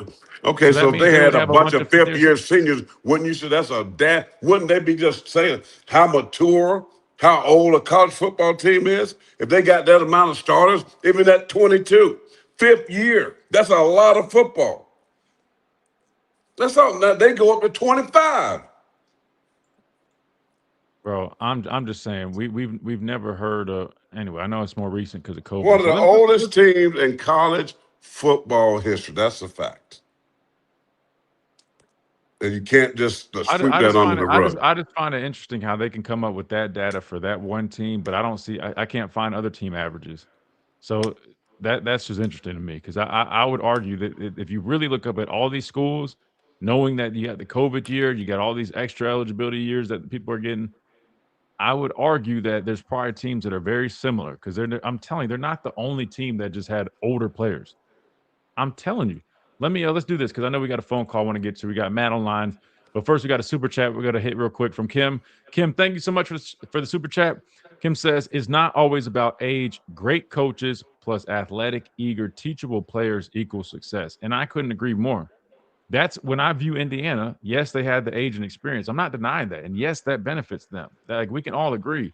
However, to me, it is just malpractice to act like they didn't have elite level of discipline, elite in terms of execution, the way they played, the way they schemed things up, out coaching their opponents. Like, I'm just telling you, man, like if you go back and watch how they play defense, like, everything is so in sync. I mean, they get after the quarterback. They had their 3 linebackers accounted for like 20 sacks, right? Why? Because the pressures that they're dialing up. That's not like an age that, I mean, like that, the coaches are putting them in good spots. You go put all those old guys on another staff who's trash, and you're not seeing that. That's all I'm saying. So I just feel like you got to give credit where it's due. And it's not, to me, it's not just about age. All right, let's go to the phone lines. Kim, thank you so much for that super chat. I agree with you. I think it really takes everything. Experience is a big one. We said that. I mean, that's very obvious that great coaches and athletic, eagerness and teachable players, all that. Yeah, all that's a part of it. All that, you got to have all that. All we're just saying, listen, Kim, I don't know you don't know me, but I do know I played a ton of football in my life. And I can tell you, I've been on young teams and I've been on very experienced teams. And there's a massive difference, even in the National Football League. No doubt in college, it could be that great equalizer. When you got that many players, when you talk about college, when you talk about guys are still in the development stage, it can be a big issue. I'm telling you, that's why some teams can hang around and then they fall off in the end, whatever it may be. I'm not saying it's the only reason that Indiana ended up 16-0 and winning the national championship. I'm not saying that. I'm just saying to you guys that it is a big reason why. And it's so big that other coaches that I know personally are saying, you know what? Bump going after these 18-year-old guys that we got to hope that they can play. When I can go to the portal, even if they come from JMU or North Dakota State, but they can play Arkansas State, but I know they can play and I can put them right in. I ain't got to worry about them gaining weight and strength. They already got that. Somebody else, other coaches have invested time. Now I can just plug them in. If I got 47 of them kind of dudes on my roster, I'm going to be a heck of a lot further along than if I was going at it through 18 and 19-year-olds, period. Let me ask you. No, let me ask you this quick question. We got to hit the phone lines. So if that's what it boils down to, and that gives you this great advantage, which I agree to an extent that you should try to target some of those guys. Why do you think it is that Alabama, when it came to the transfer portal, majority of the guys they brought in, I would argue, weren't old, experienced. And it's probably split, but you get what I'm saying. There wasn't like a true focus on the oldest, most experienced guys. A number of these guys, even if they are third-year players, they hadn't even really played. So they don't even have true experience. So why do you think Alabama would take that approach? Somebody that has some pull, clout, whatever you want to call it, need to do this right here. Go down there to Mal Moore and knock on the door and say, can I speak with Kalen DeBoer? And look at him and say, what are you doing? Because why would you waste your money and efforts and going after these dudes? You might as well go to high school. And what's going to happen is they're going to end up 8-9 wins again, right? Hoping to try to make the playoffs. And he's going to be out of here in a year or two. Because if you don't go out and find guys and invest your money into these older guys that can play, if you're Alabama, you don't have an offensive line. They all left, right? You going to go out and get other young guys that really don't have any receipts? You got two young quarterbacks. And I heard Ryan Grubb telling this young girl who was kind of knowing in the interview, by the way, that, well, we got two great quarterbacks and blah, blah, blah, blah, blah. Do we? You don't know what you got. I saw that one kid play. I mean, ain't nothing. I ain't calling home to my peeps about like, well, Alabama got a gunslinger. That ain't what I'm saying. Well, and I know that Keelan Russell has got talent, yes. He but they're unproven. So you got an offensive line unknown that you got to put together. You got two inexperienced quarterbacks. You got a couple of receivers. I'm just telling you why Alabama was primed to go get older players and put them in that. If they put that plug-and-play guys older with the young talent, the Ryan Williams, that's what they need to do. They're older on the defensive side, but definitely on the offensive side. That's all I'm saying. No, and that's why to me, I go down there and knock on the door, and you tell him, what are you doing? That's for them. But when you got 100-something mil guaranteed, I guess it don't even matter. Well, fire me, send me back to the West Coast. It's warm, y'all getting snow and ice down here. All that. I'm ready to go back to California, eat my fish taco, and wear flip-flops and khaki shorts, and I'll holler at y'all. I'll get me a West Coast program. We'll do what we do. Yeah, that's all I'm saying. Well, and that's why I think it's going to be really important to see kind of how that fares this upcoming season. Because I'm with you. To me, that was probably the biggest head scratcher from the portal. Right, other stuff. I mean, it was what it was. But the offensive line, probably to me, knowing how important it was, and after seeing how big of a liability it's been, and knowing how critical it is to take the chance on so many unproven guys, to me was a little bit of a head scratcher. If I'm just being completely honest with you. All right, we'll do this. I promise phone lines were coming to you, Matt. And I think we got another one. We got Matt and Bruce on the phone lines. We're coming to you when we come right back. We're going to take a quick timeout. Give us like 2 minutes. Got to pay the bills when we come back. we'll get you guys on here on the phone lines, 205-342-9904, and we'll do just that after this quick timeout right here on the Miller's Edge, Tide 100.9, 1230, WTBC. WTBC.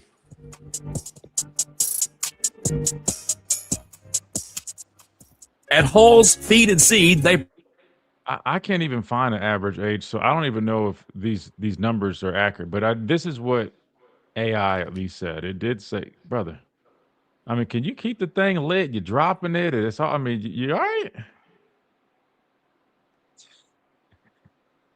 You're all over the place with that dang pipe, man. I know.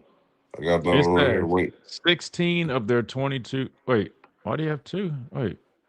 Because they get hot. They can't go back to back. You have to switch them up.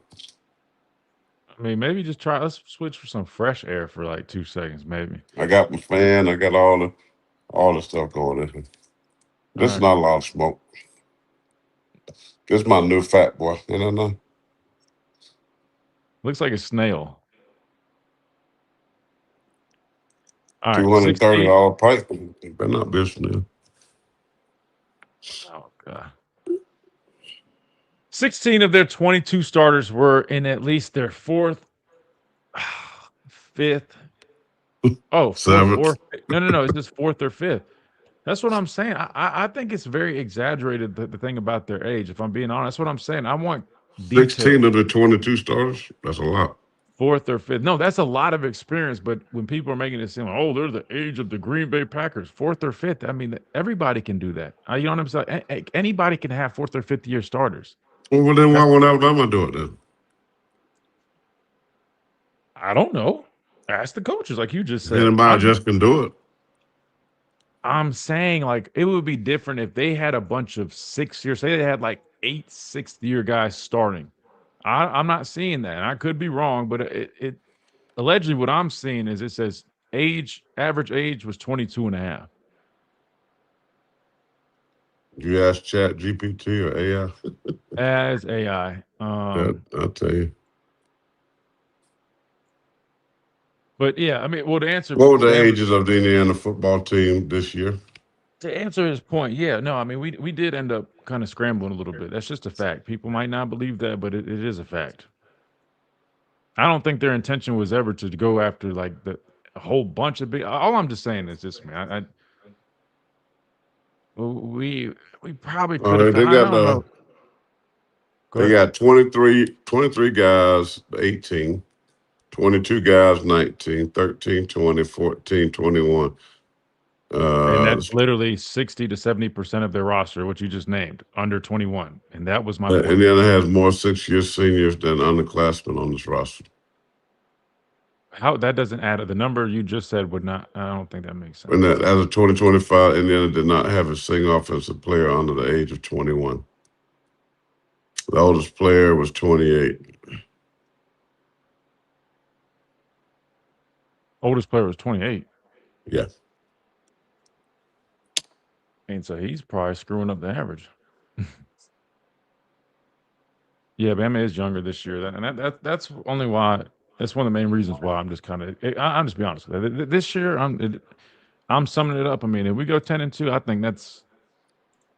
They're not going 10-2. I mean, to me, that's. I mean, that would be. But I'm kind of just setting my expectations a little bit lower this year because it is what it is. I just look at kind of what we got right now. I think we got a lot of good players. They're just so young, man. All right, let's hurry up and take these calls, and we can sit on this for a couple minutes. Hey, Corey, this is Rihanna calling from GoGo. How are you? Good, how you doing? And welcome back into this Thursday edition of Miller's Edge, 100.9, 1230 WTBC. Let's try to run through these calls real quick. We got Matt up first. Matt, welcome in. Hey, what's up, guys? Hey, what's up, Matt? Chatted with y'all a little bit last week and enjoyed the chat. But just kind of wanted to chime in on the Indiana thing. I think Kalen DeBoer even admitted, I think after the Georgia SEC championship, that the blocked punt was caused from a lack of preparation because they had to put a new guy in there, and it really, what it feels like to me when I watch them is a lack of preparation. Like they don't know where to go or what to do. correct me if I'm wrong, but also, what is this? I'm hearing about the software, that Indiana uses to analyze other teams' schemes. Yeah. Do we have that? Do we have the same thing?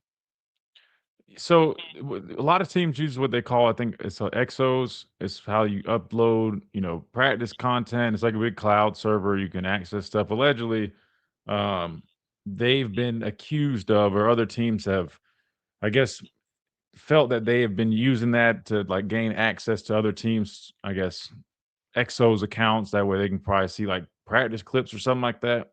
I don't know if it's been proven, but yeah, I've heard coaches talk about that. That is a thing. And so to answer your question, do we have exos? Yeah, we have systems like that, but I don't I don't think we're out trying to I guess infiltrate other people's systems. No. But we do have, we all have exos. Most schools do.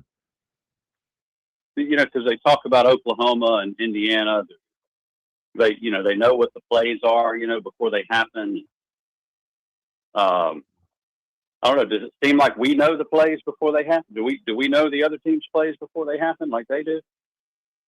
Well, you mean I just said no. I don't think we're stealing plays like they've been accused of. So I wouldn't expect that. I don't know how else we would know them.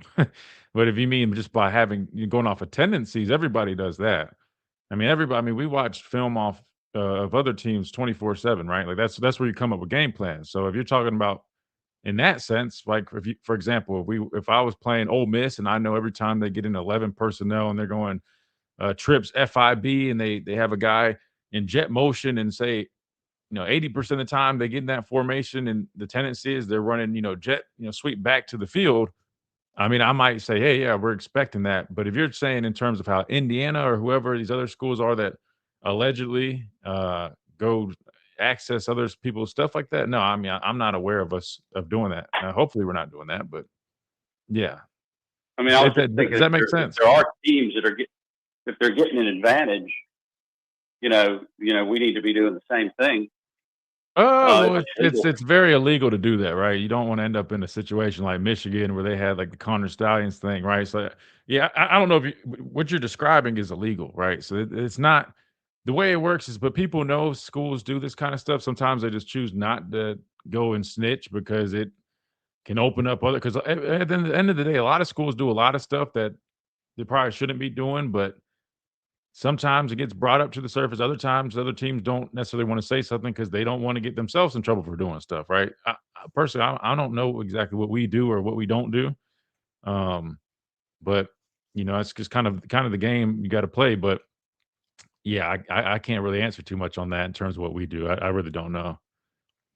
Yeah, I mean, it seemed Indiana definitely had us beat, on the line, and they were able to run the ball at will. But at the same time, I feel like if our offense was better, we would have maybe had more time of possession on offense and they would have scored less points. And so what I feel like about a Grubb is what I didn't see a lot of, and I don't know if it's easier said than done or why it didn't seem like we did a lot of it, but getting the quick out. He likes the long developing, pass plays, but we had so many speed players that I felt like we could have done a lot more quick outs and misdirection, and getting the ball out to Lottie Brooks and Rico Scott in space and kind of letting them use their athleticism rather than just sitting the quarterback back in the pocket and waiting for the long developing pass play to develop. Yeah, I agree. Especially when we're getting beat on the line. Their defensive line is pouring through our offensive line, but if we had the ball, if we were popping the ball out, to Lottie Brooks on the edge, I never really saw that happen. Yeah, no, I agree. I think we could have done a better job of getting the ball out quick. I mean, we all know. I mean, you got to be able to run the ball to open up the passing game, and if you're relying on a bunch of long developing routes, but you're not running the football, and teams are able to sit back there. I mean, we saw teams doing three high safety looks, started taking away deep parts of the field. Yeah, I mean, you're 100% right, especially with playmakers like Ryan, Latzia, Brooks. If you watch how Miami, they'll take their shots, but it's set up by what? The running game, but then they also do a lot of screen game. I mean, they got Malachi Tony. They just want the ball in his hands, and you see what he does with that. So, yeah, I think there's a number of things that we could probably go self-assess and then say, hopefully, going into this next season, we see a little bit more of it. But that part's on the coaching staff, and hopefully that's something they take note of, which I'm sure they've spent this, or they will spend this whole offseason doing just that. But we'll have to wait and see. But Matt, really good stuff, man. I'm sorry we had to get you a quick, and I know you had to wait a little bit. Me and my dad are kind of going back and forth, but feel free to call back, man. We'd love to get you on for some more time. All right, man. Appreciate it. Yes, sir. Thank you. Good deal. All right, we got to close things out. We appreciate everybody on the radio. So I'm gonna hang on the stream here for 2 seconds, kind of catch up on some of these chat messages. But big thanks to everybody on the radio side of things. Big thanks to everybody over on the stream. We appreciate all of our friends that make this thing possible. Chase, Reed, I know you guys work extremely hard behind the scenes, so thank you so much for everything that you do. And definitely want to give a big thanks to our partners, especially our friends over at Lamparello Law. Again, Adam with Lamparello Law, Education Advocacy, attorney and professor who founded it, will make sure that he works with you, just like he does with high school, college, and graduate students on the academic and career success, providing mentoring, exam, and test-taking preparation, subject matter mastery, application strategy, personal statements, resumes, and long-term academic and professional planning. Also providing legal representation for students, faculty, and athletes in academic misconduct matters, First Amendment cases, name, image, and likeness issues, and all criminal defense matters. Known for representing clients with genuine care, passion, and relentless advocacy. If you guys want serious guidance, strong representation from someone who truly has your back, make sure you check Adam out at Lamparello Law, 201-317-5115, or visit the website that will be launched very soon, lamparello-law.com. Official representation of the Miller's Edge. That's Lamparello Law. We appreciate our partners there. All right.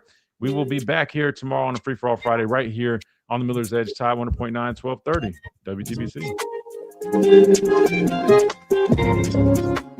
You've been listening to the Miller's Edge, tackling sports daily. Hey, guy. Appreciate that, Reed, Chase. All right. I think he's on a call real quick. Let me catch up on some of these chats, man. Sorry. I know it's been a very interesting debate going on. Let me see. I don't know exactly where I was at on some of these. We'll start. Georgia was young.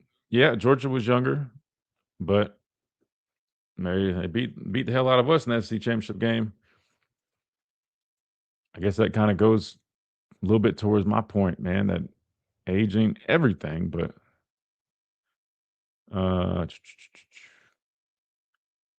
let's see. Once those COVID guys run through the system, won't be seen as extreme age disparity. Yeah, it will definitely change once you get out of that whole thing. And hopefully it goes back to the whole 5-year deal. That way we don't even have to worry about it. Why do you think Cincinnati brought in JMU guys in mass? Because he knew they could execute and he could move on to winning games instead of per game player development issues.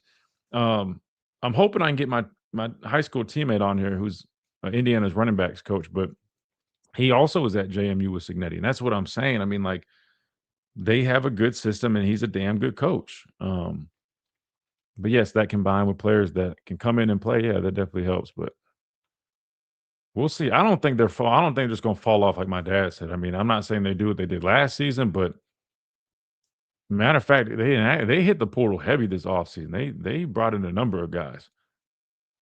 Old age just makes his job easier to get it all done. I mean, I think you have an advantage with older guys in terms of their experience and getting them to execute within your system. But at the same time, I'm just telling you, I guarantee there's another situation where you could say, all right, we take an old team, and then you go to a team or a staff that has coaches that don't know what the hell they're doing, and it's not going to make this big difference like people think. And in terms of like the strength and stuff, I understand. I'll be the first one to tell you, like, where I was at physically at 18 was completely different than when I was a 4th or 5th year player in college. I will acknowledge that. But I also understand that it's also different for everybody. I gave the example, Deshaun Hand was also my age, and he outbenched like everybody on the team. And I know that's one example, but I can name a few of the guys that we came in with, like Cam Robinson. These guys were like just as strong as a lot of the upperclassmen. And I'm not saying everybody's like that, but it's not a tell-all. And then in terms of our team this past year, the problem was not our guys were weak from a physical standpoint. You understand? Like, it was a technical issue. Caden Proctor, Jaden Roberts. I mean, even what's his name? Dewberry. I mean, like those are strong dudes, man. Like the numbers they put up. I want to say Jaden Roberts was like a damn near 1,000-pound squatter. It doesn't always translate though, you know? And so that's not the problem. So I mean, if you guys are wondering, like, oh, did we just need to I guess he had to go. We need to just get stronger. That's not the problem. I'm telling you right now. What those guys do in that weight room, they get a lot of good work in the weight room. Oh, he's back. Wait, can you hear me? Gotcha. Huh? I got you. All right. Got a lot going on. That's a good question right here. Would you rather have 11 freshmen or true or redshirt, 5 stars, or 11 fifth-year seniors that were 3 stars or less? Can they play? Are they starting and playing? It didn't really specify, but I mean, well, if they're playing 11, and they got 11 they stars got 25, 30 starts, I'm taking the 3 stars. Yeah, I'm taking them all day, every day. That's tough. I might say I'll take the freshman that way. The next year I can make a run, and we run over everybody. I don't know. I mean, yeah, that's tough. You're talking about 11 5-star. I'm trying to think. Like, let's think of say you had a team like, let's take our 5 stars. So you had Keelan Russell at quarterback as a freshman. You had Crowell as a running back as a freshman. Morgan as a freshman. Ryan Williams as a freshman. I'm not gonna lie. As good as they probably could be, they're not. You gonna take that one that's got 3 stars? They're not going to win it. Yeah, they're not. No, if I'm trying to win a championship ASAP, I wouldn't take the freshman team because they're too young. Right. They won't. They'll win. They'll win games, but they're not going to win a championship. Right. Correct though. But that's a team full of only true and redshirt freshmen. Let's see. Level of discipline is higher with more mature players. Indiana's age average does play a role in their performance. There's probably some correlation there, but again, my whole thing is, all I'm saying is when people say, "Oh, Indiana won because they say because they were so old," to me, I don't know. We can agree to disagree, but that to me that's not. There's so much more that goes into it, man.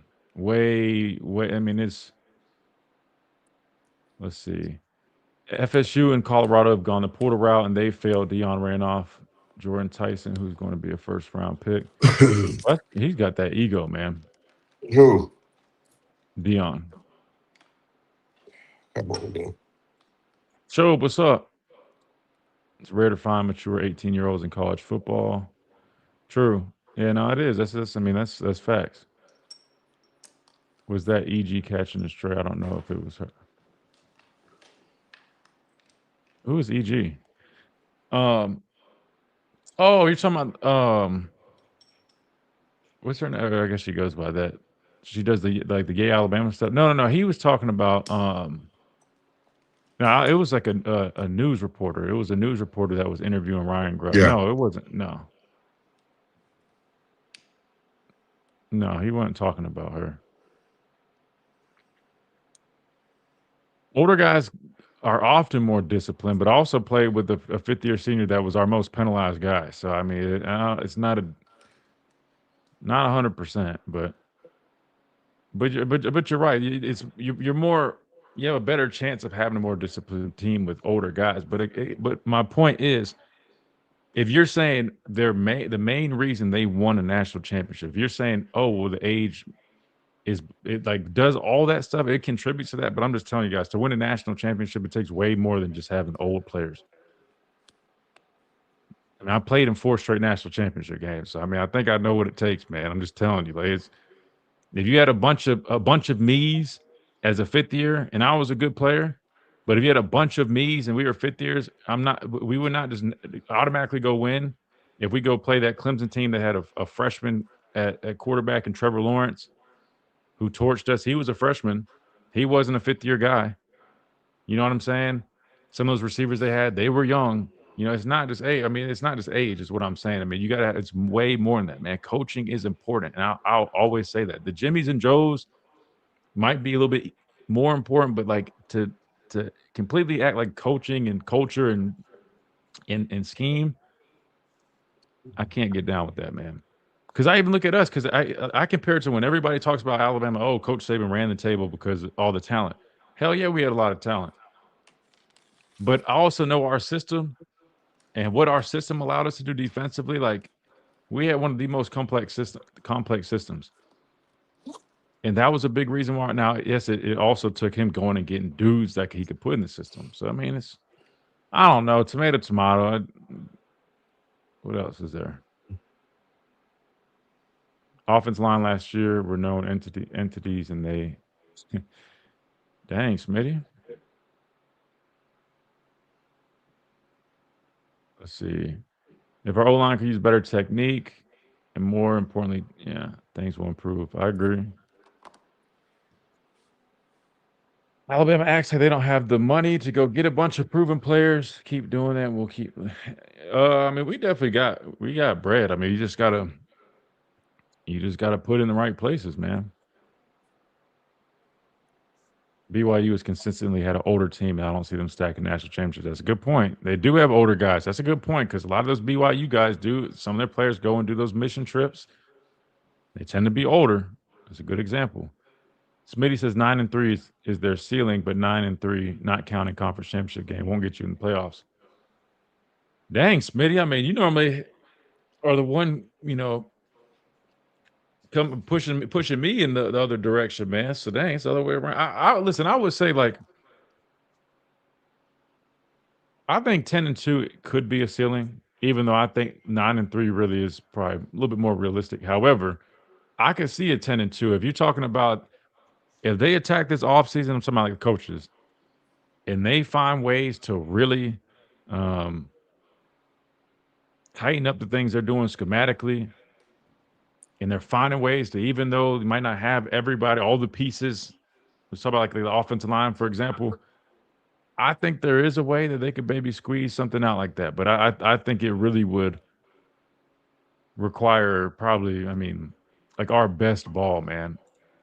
Because I look at the games that, to me, that Georgia, Texas A&M, LSU on the road. The other one in that gauntlet is Tennessee on the road. And I think out of the first 5, I think maybe South Carolina is the only one that I really think could be a little bit of a test. Outside of that, I mean, so I would say you really got, and I don't want to overlook anybody, but I'm just being, just being honest. I think you got like 5 games that you genuinely kind of just don't really know. I think the other ones I feel pretty solid with, but it's, again, at the same time, you never can overlook anybody.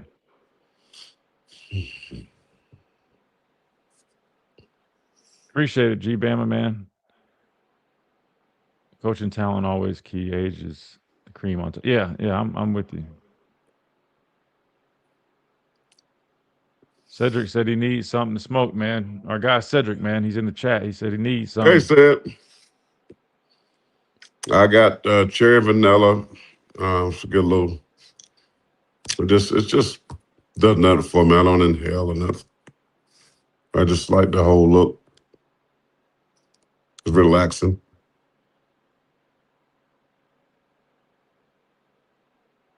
Top down, starting with KD, their mentality has to change. KD needs, what did it say? More fire. Oh, wait, hold on. Let me put this back up here. I totally understand all that. And you coming from a guy or a team I play with that we'll go all week thinking this team will do something, but then as soon as the game comes, they doing something totally different, right? So, in my opinion, that goes back to coaching. Because like me, and I know my guy right there said this a lot of times, y'all don't adjust. It looked like y'all don't adjust. And when teams start doing certain shit. And wait. no, Hold on. One second. Hold on. We made the greatest adjustment I've ever seen a coach make in a game. Now, he lost me on that one because I watched my coach pull Jalen Hurts, who was like 26-2 as a starter, in a national championship game, to put a true freshman in there in the second half. And we ended up winning the whole national championship game. So he kind of lost me on this one. I told you guys, Nikhai's my guy, but He said, I saw the greatest adjustment ever made. Hold on. Where did he come from? He played at Michigan, I think Charlotte, Colorado, and Alabama. Hold on, let me let him finish. 17-0 against Oklahoma. Yep. That's one game. We ran strictly zone. We ran strictly zone and 4-man pressure on the quarterback.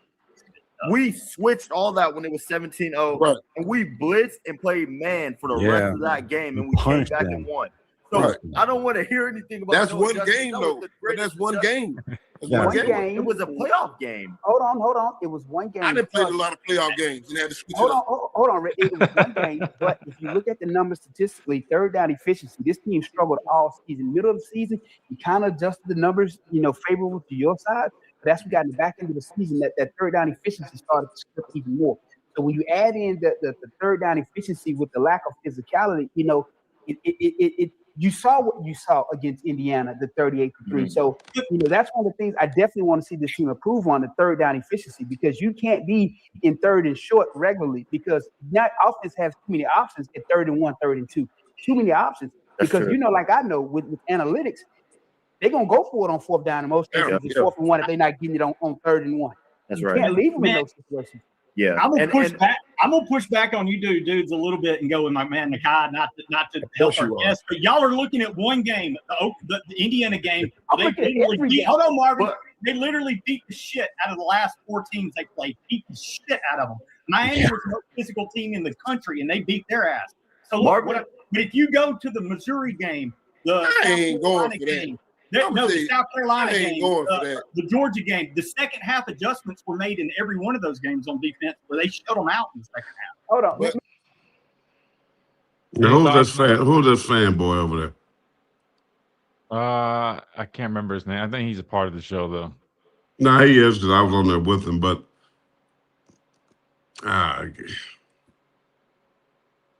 let me say this. I will say this. I feel like this defense did a little bit better of a job adjusting this year compared to last year. I will give them that credit. They've made some more adjustments defensively that I think have paid off and were noticeable versus the first year. I mean, it seemed like they didn't do anything.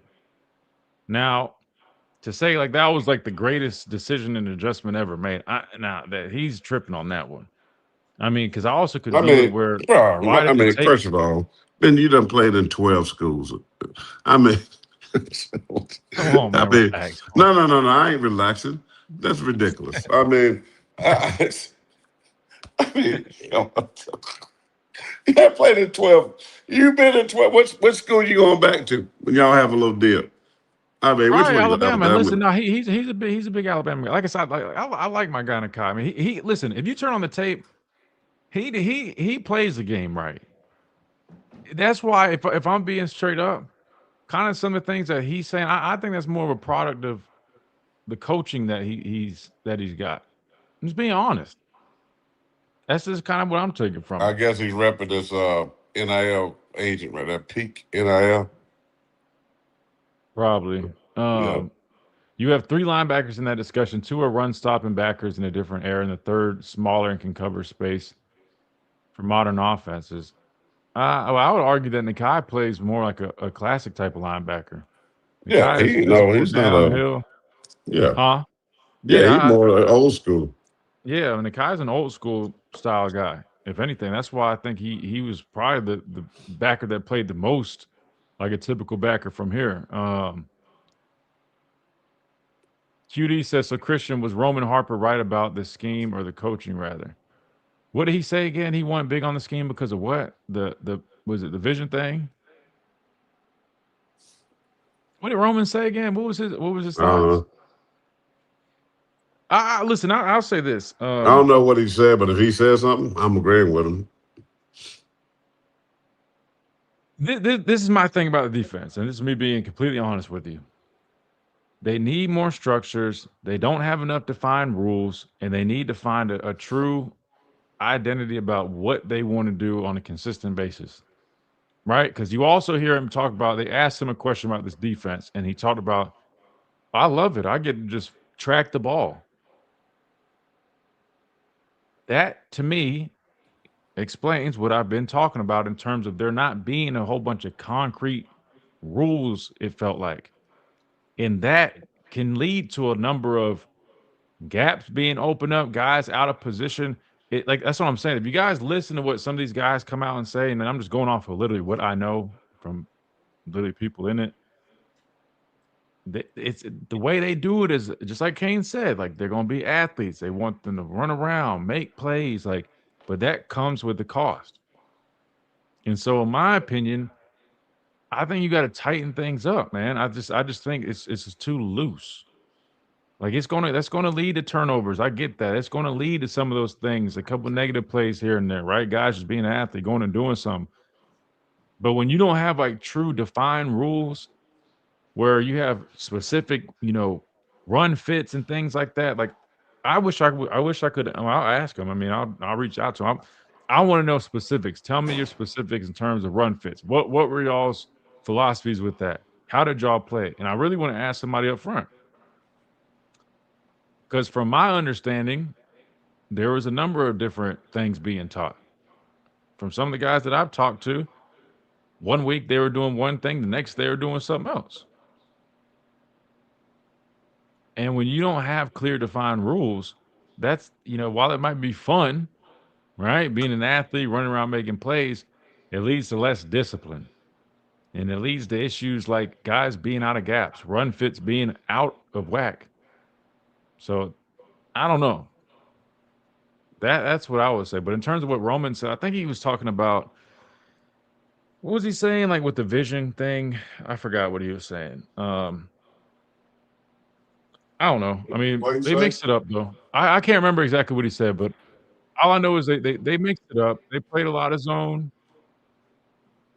Like he just said in that Oklahoma game, they went to playing man, bringing some more pressure, and then that.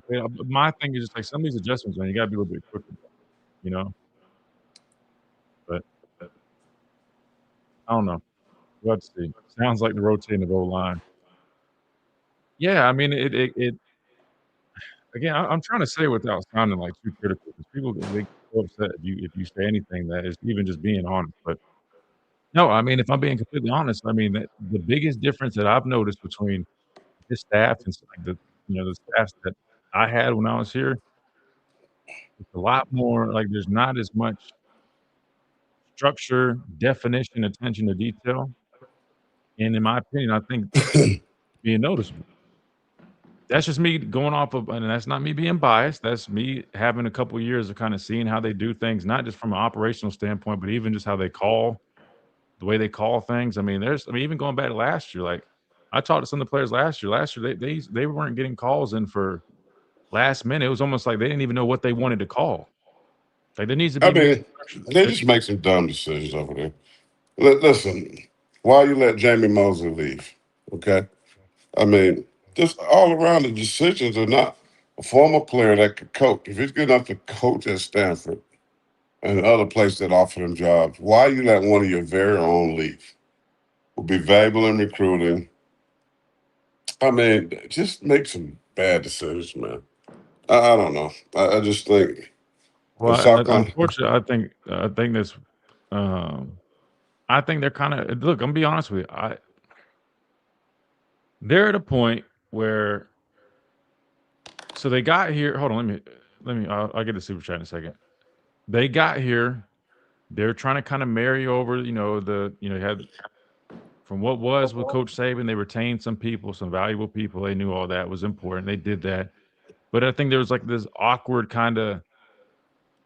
How much are we going to kind of build off of that versus bring in what we want to do? There were some decisions made, some, better than others, like retaining some of the core recruiting people was key.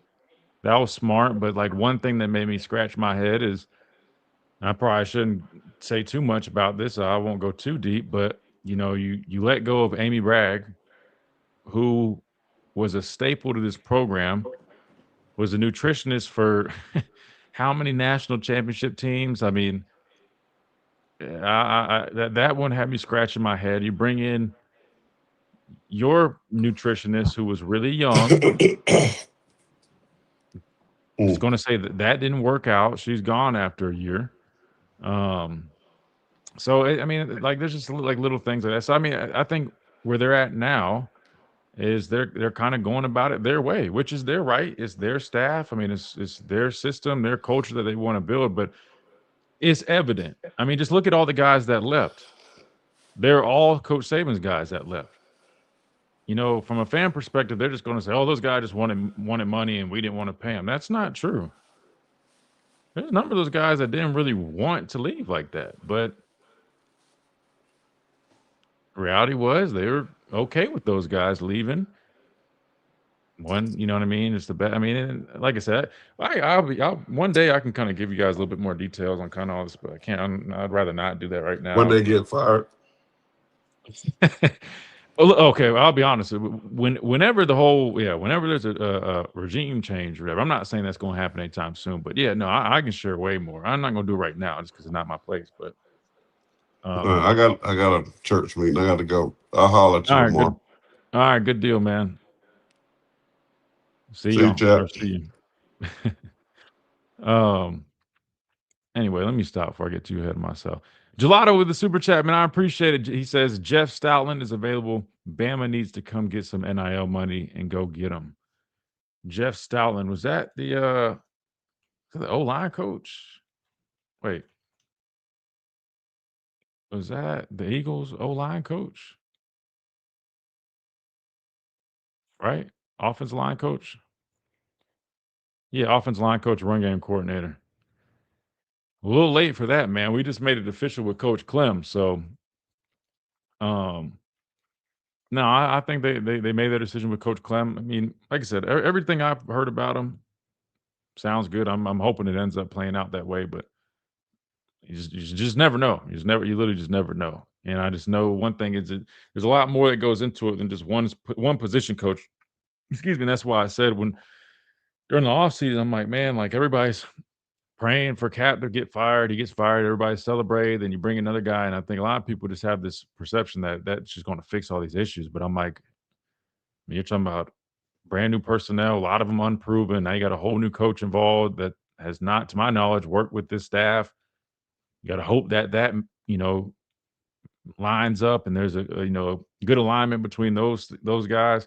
Is the philosophy going to be any different from the offensive coordinator position? How much power is he actually going to give to the new offensive line coach in terms of personnel decisions, the run game itself? There's so many things that that go into this and are going to determine if there's success or not. So at this point, guys, I really don't even know. I don't. He used to coach at Bama. Did he? Oh, wait. Oh, okay. I was about to say, I knew the name sounded familiar outside of the Eagles. That was before I got here, but damn, that would have been fire.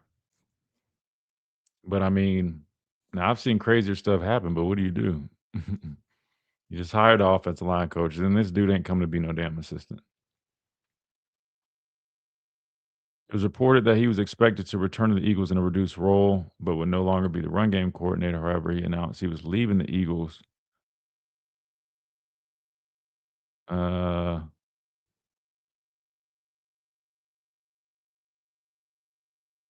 so I guess he's just not coaching, but he's going to stay with the Eagles. Yeah, I don't know. Like I said, though, we already hired somebody, so unfortunately, Gelato, that's wishful thinking, but it ain't gonna happen. Ain't gonna happen. I was about to say the name sounded familiar, but yeah, that makes sense. Let's see. Feels like the board separated himself from Saban, yet semifinals were all part of Saban's tree.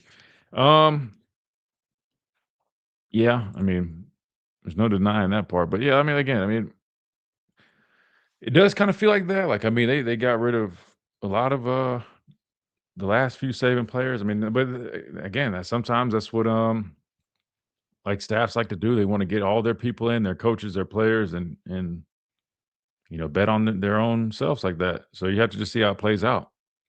You just don't really know. I know some people think that that's like the missing piece. Like he just has to get his stuff in place. But I would argue, I don't know how. I don't know. I don't know. Let me see. Mr. Hill-Green was trying to make a point. Yeah, let him make his point. Marvin is right to a point. Marvin is right to a point because of the analytics, we couldn't call the game as aggressive against Indiana in those short yardage where usually we sell out and we just blitz everybody.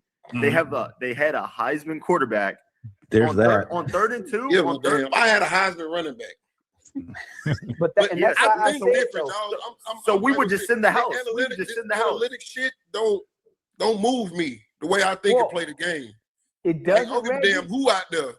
And that's why me and Trent will argue on here, going back and forth. I don't give a damn because Trent done ran through people. I done ran through people. It's the mental side of it, dog. If you go back and look at their touchdowns, when we sold out on 3rd and short and we blitzed everybody, their quarterback, he's going to be the number 1 pick for a reason. Yeah, he's good enough. All right, so the one that immediately comes to mind was Deshaun Jones made a nice play the play before. I think it was like 3rd and I don't remember what it was. I don't know if it was 3rd and short or whatnot, but we did go out. We went like 0 blitz, and they ended up scoring a touchdown on it. But here's my matter of fact. Let me see if I can pull it up. I'll pull it up real quick. But my thing is, great play by their quarterback. But if you're going cover 0 blitz, man, somebody's got to get home. You bring in more guys than they have to block. There's no pressure. Don't get me wrong, man. I give credit where it's due, but I don't know, man. Let me pull this up real quick. Oh wait, hold on. We got Senior Bowl tape on here. I didn't know that. Oh wait, we were supposed to watch Michael Carroll. Hold on. Let me pull this up real quick. I don't want to. I got to keep my word, man. Maybe we'll watch just a few clips. Let's see. Right. Let's see. Alabama defense. Oklahoma, no. I need Alabama defense versus Indiana. Where's it at? Indiana defense. No, there we go. All right. Let me see if we can find this real quick. Because I know exactly what he's talking about. At least the first one. Wait, what that say? No, nobody scored.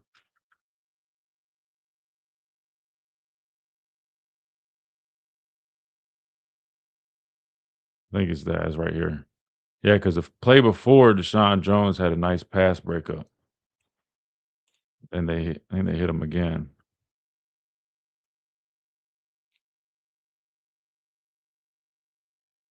Yep. There's that one. And then what was the down and distance, though? It's 3rd and 8. I was about to say, I didn't think it was 3rd and short. But we show a similar shell, at least, pre-snap. But this time we go cover 0. We bring the house, right? Everybody's matched up in man. But this is my thing, though, right? If you're going to bring the house, you got to get home. I mean, I get he's a Heisman winning quarterback, but, I mean, you got perfect blitz pickup by that running back. I mean, it's not even – a matter of fact, that was on him. So, I mean, he got neutralized by the back. Nobody else gets any pressure. I mean, dude's just sitting back there. I mean, that's tough. And you're sitting there in outside leverage. You have no help on the inside because this guy's a man right here. I mean, you're way too far off on this dude like that. That's bad technique. So I don't know if that's so much about him being a Heisman Trophy winning quarterback, more so than that's just bad on our end. You know, if you're going to bring the house, man, you're going to sell out, man. Somebody's got to get home. I mean, there's no reason that dude should be sitting back there untouched, and you're bringing 1, 2, 3, 4, 5, 6, 7 guys, right? I mean, it's cover 0, right? So it's man. It looks like a couple guys pop out, but yeah, I mean, that's bad technique on his part, man. Bad technique on his part. All credit to the quarterback, because I'll say, I mean, the quarterback played great against us, but at the same time, I mean, you kind of make it easier on him. I mean, if you're going to bring that many people, you have to get home. That's a rule as a defense. I mean, tight end picks up Bray or whoever that is, stuffed. He's popping out. Looks like he's popping out. Stuffed. Nikhai stuffed. So, That's just poor execution on our part, man. It's poor execution on our part. I'm trying to think of what else he was talking about. Let me go back to his clip real quick. Do your job. Yeah. You got to set the edge, set the damn Yeah, he's on my. Maybe he's talking about a different play, but there was not like maybe he remembers it differently. But that he looked pretty comfortable in the pocket to me. edge and contain. I'm not trying to hit it. I'm gonna be honest. No, you have to do better than third down. This is All right, guys. All right, This guys. is what I Hold love on, time about out, time out. Alabama. This is what I You're love getting about it. Alabama. Third This is what I Yeah, love appreciate about you, Phil. Alabama. Third And the down Alabama efficiency. standard, you have to uphold it, no ifs, ands, or buts. That's what I love about Alabama. Right, and with that Because you third down got to, efficiency, no matter what. if you don't get that right on third down, you're setting yourself up for failure. That's the bottom line. You have to get the third down is one of the most crucial downs, first and third. No doubt.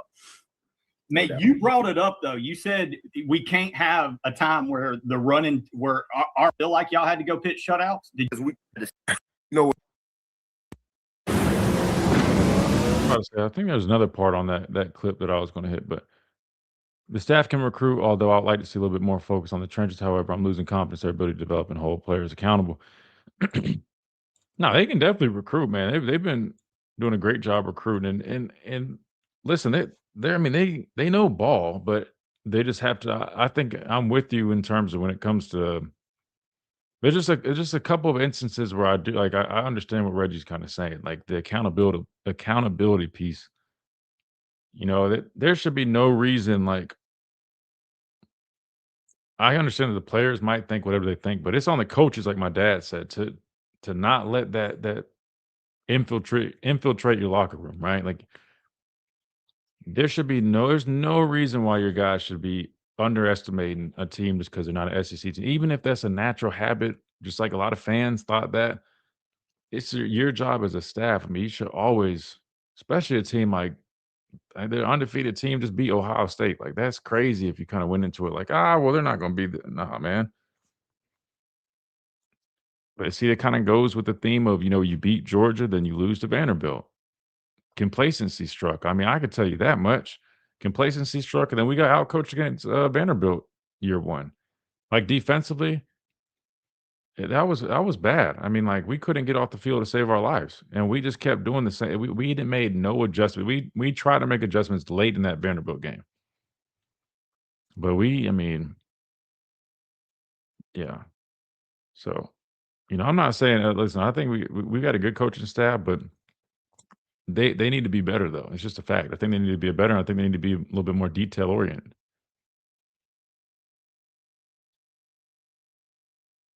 Personally, I think with the Indiana team, we could have played our best game and still lost.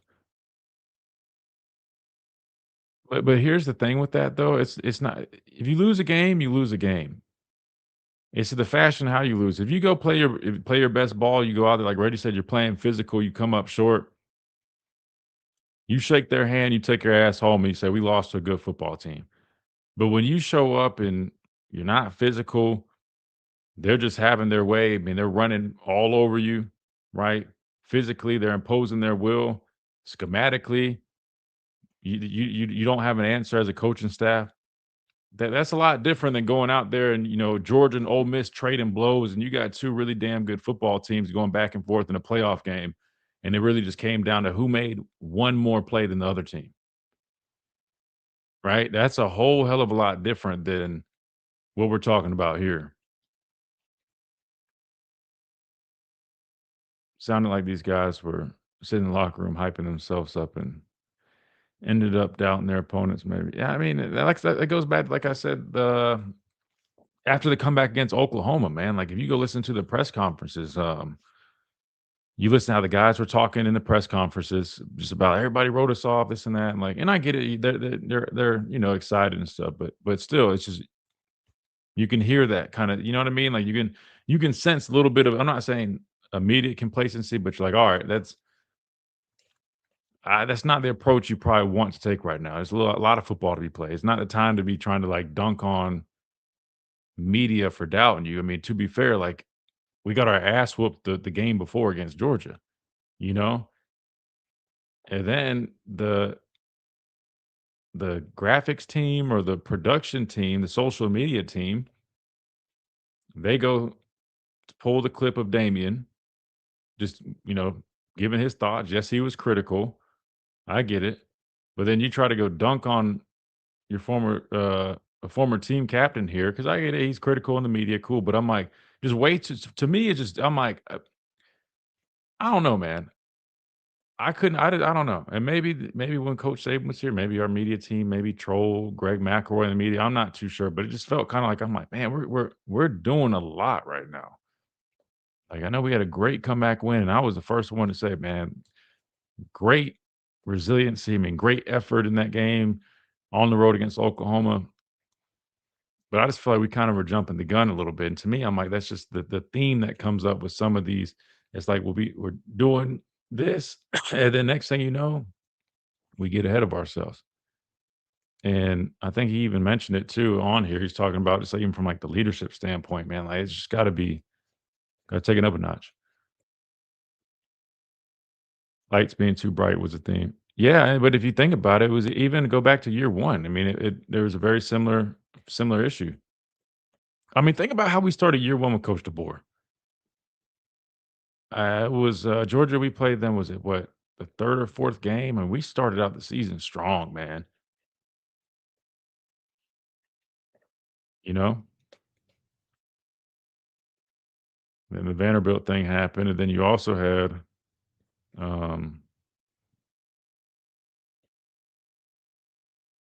was it we lost on the road to Tennessee, right? Before Oklahoma. Then Oklahoma was like everything was set up in front of us to go play in the SEC championship game.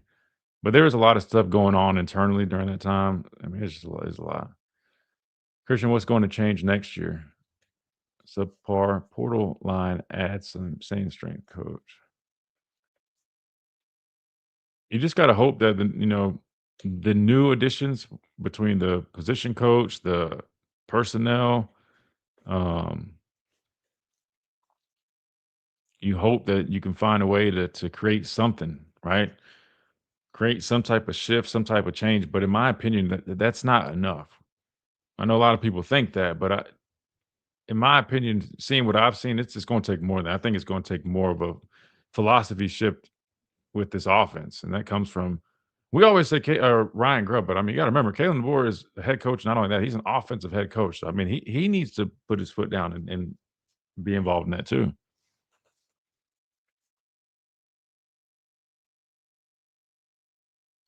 Notice how Indiana reacted to Miami bully ball.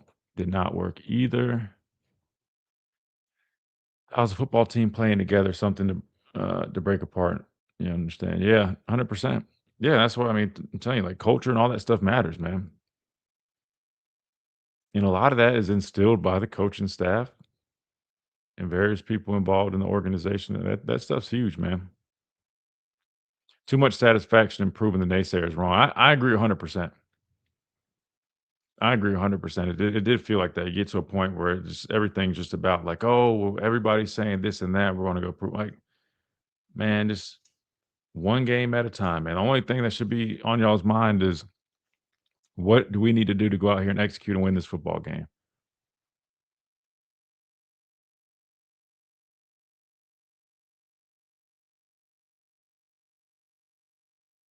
Yeah. All right. I know we were supposed to watch some of that tape, but I'm not gonna lie to you, man. I need to take a break. I need to drink some water, man. But I promise we'll watch some tape. We'll probably do it tomorrow, hopefully. But I'll pull up some Michael Carroll tape. That way we can watch it. I know a couple people requested that. And once we get Slade on here, we'll watch some receiver tape as well. But as always, man, I appreciate you guys. If you guys haven't been, hit that like button on the way out. We appreciate it. Subscribe if you haven't. If you guys enjoy the content, and we'll be back tomorrow, last day of the week, free for all Friday. So be ready for that right here on the Miller's Edge, Tide 100.9, 1230 WTBC.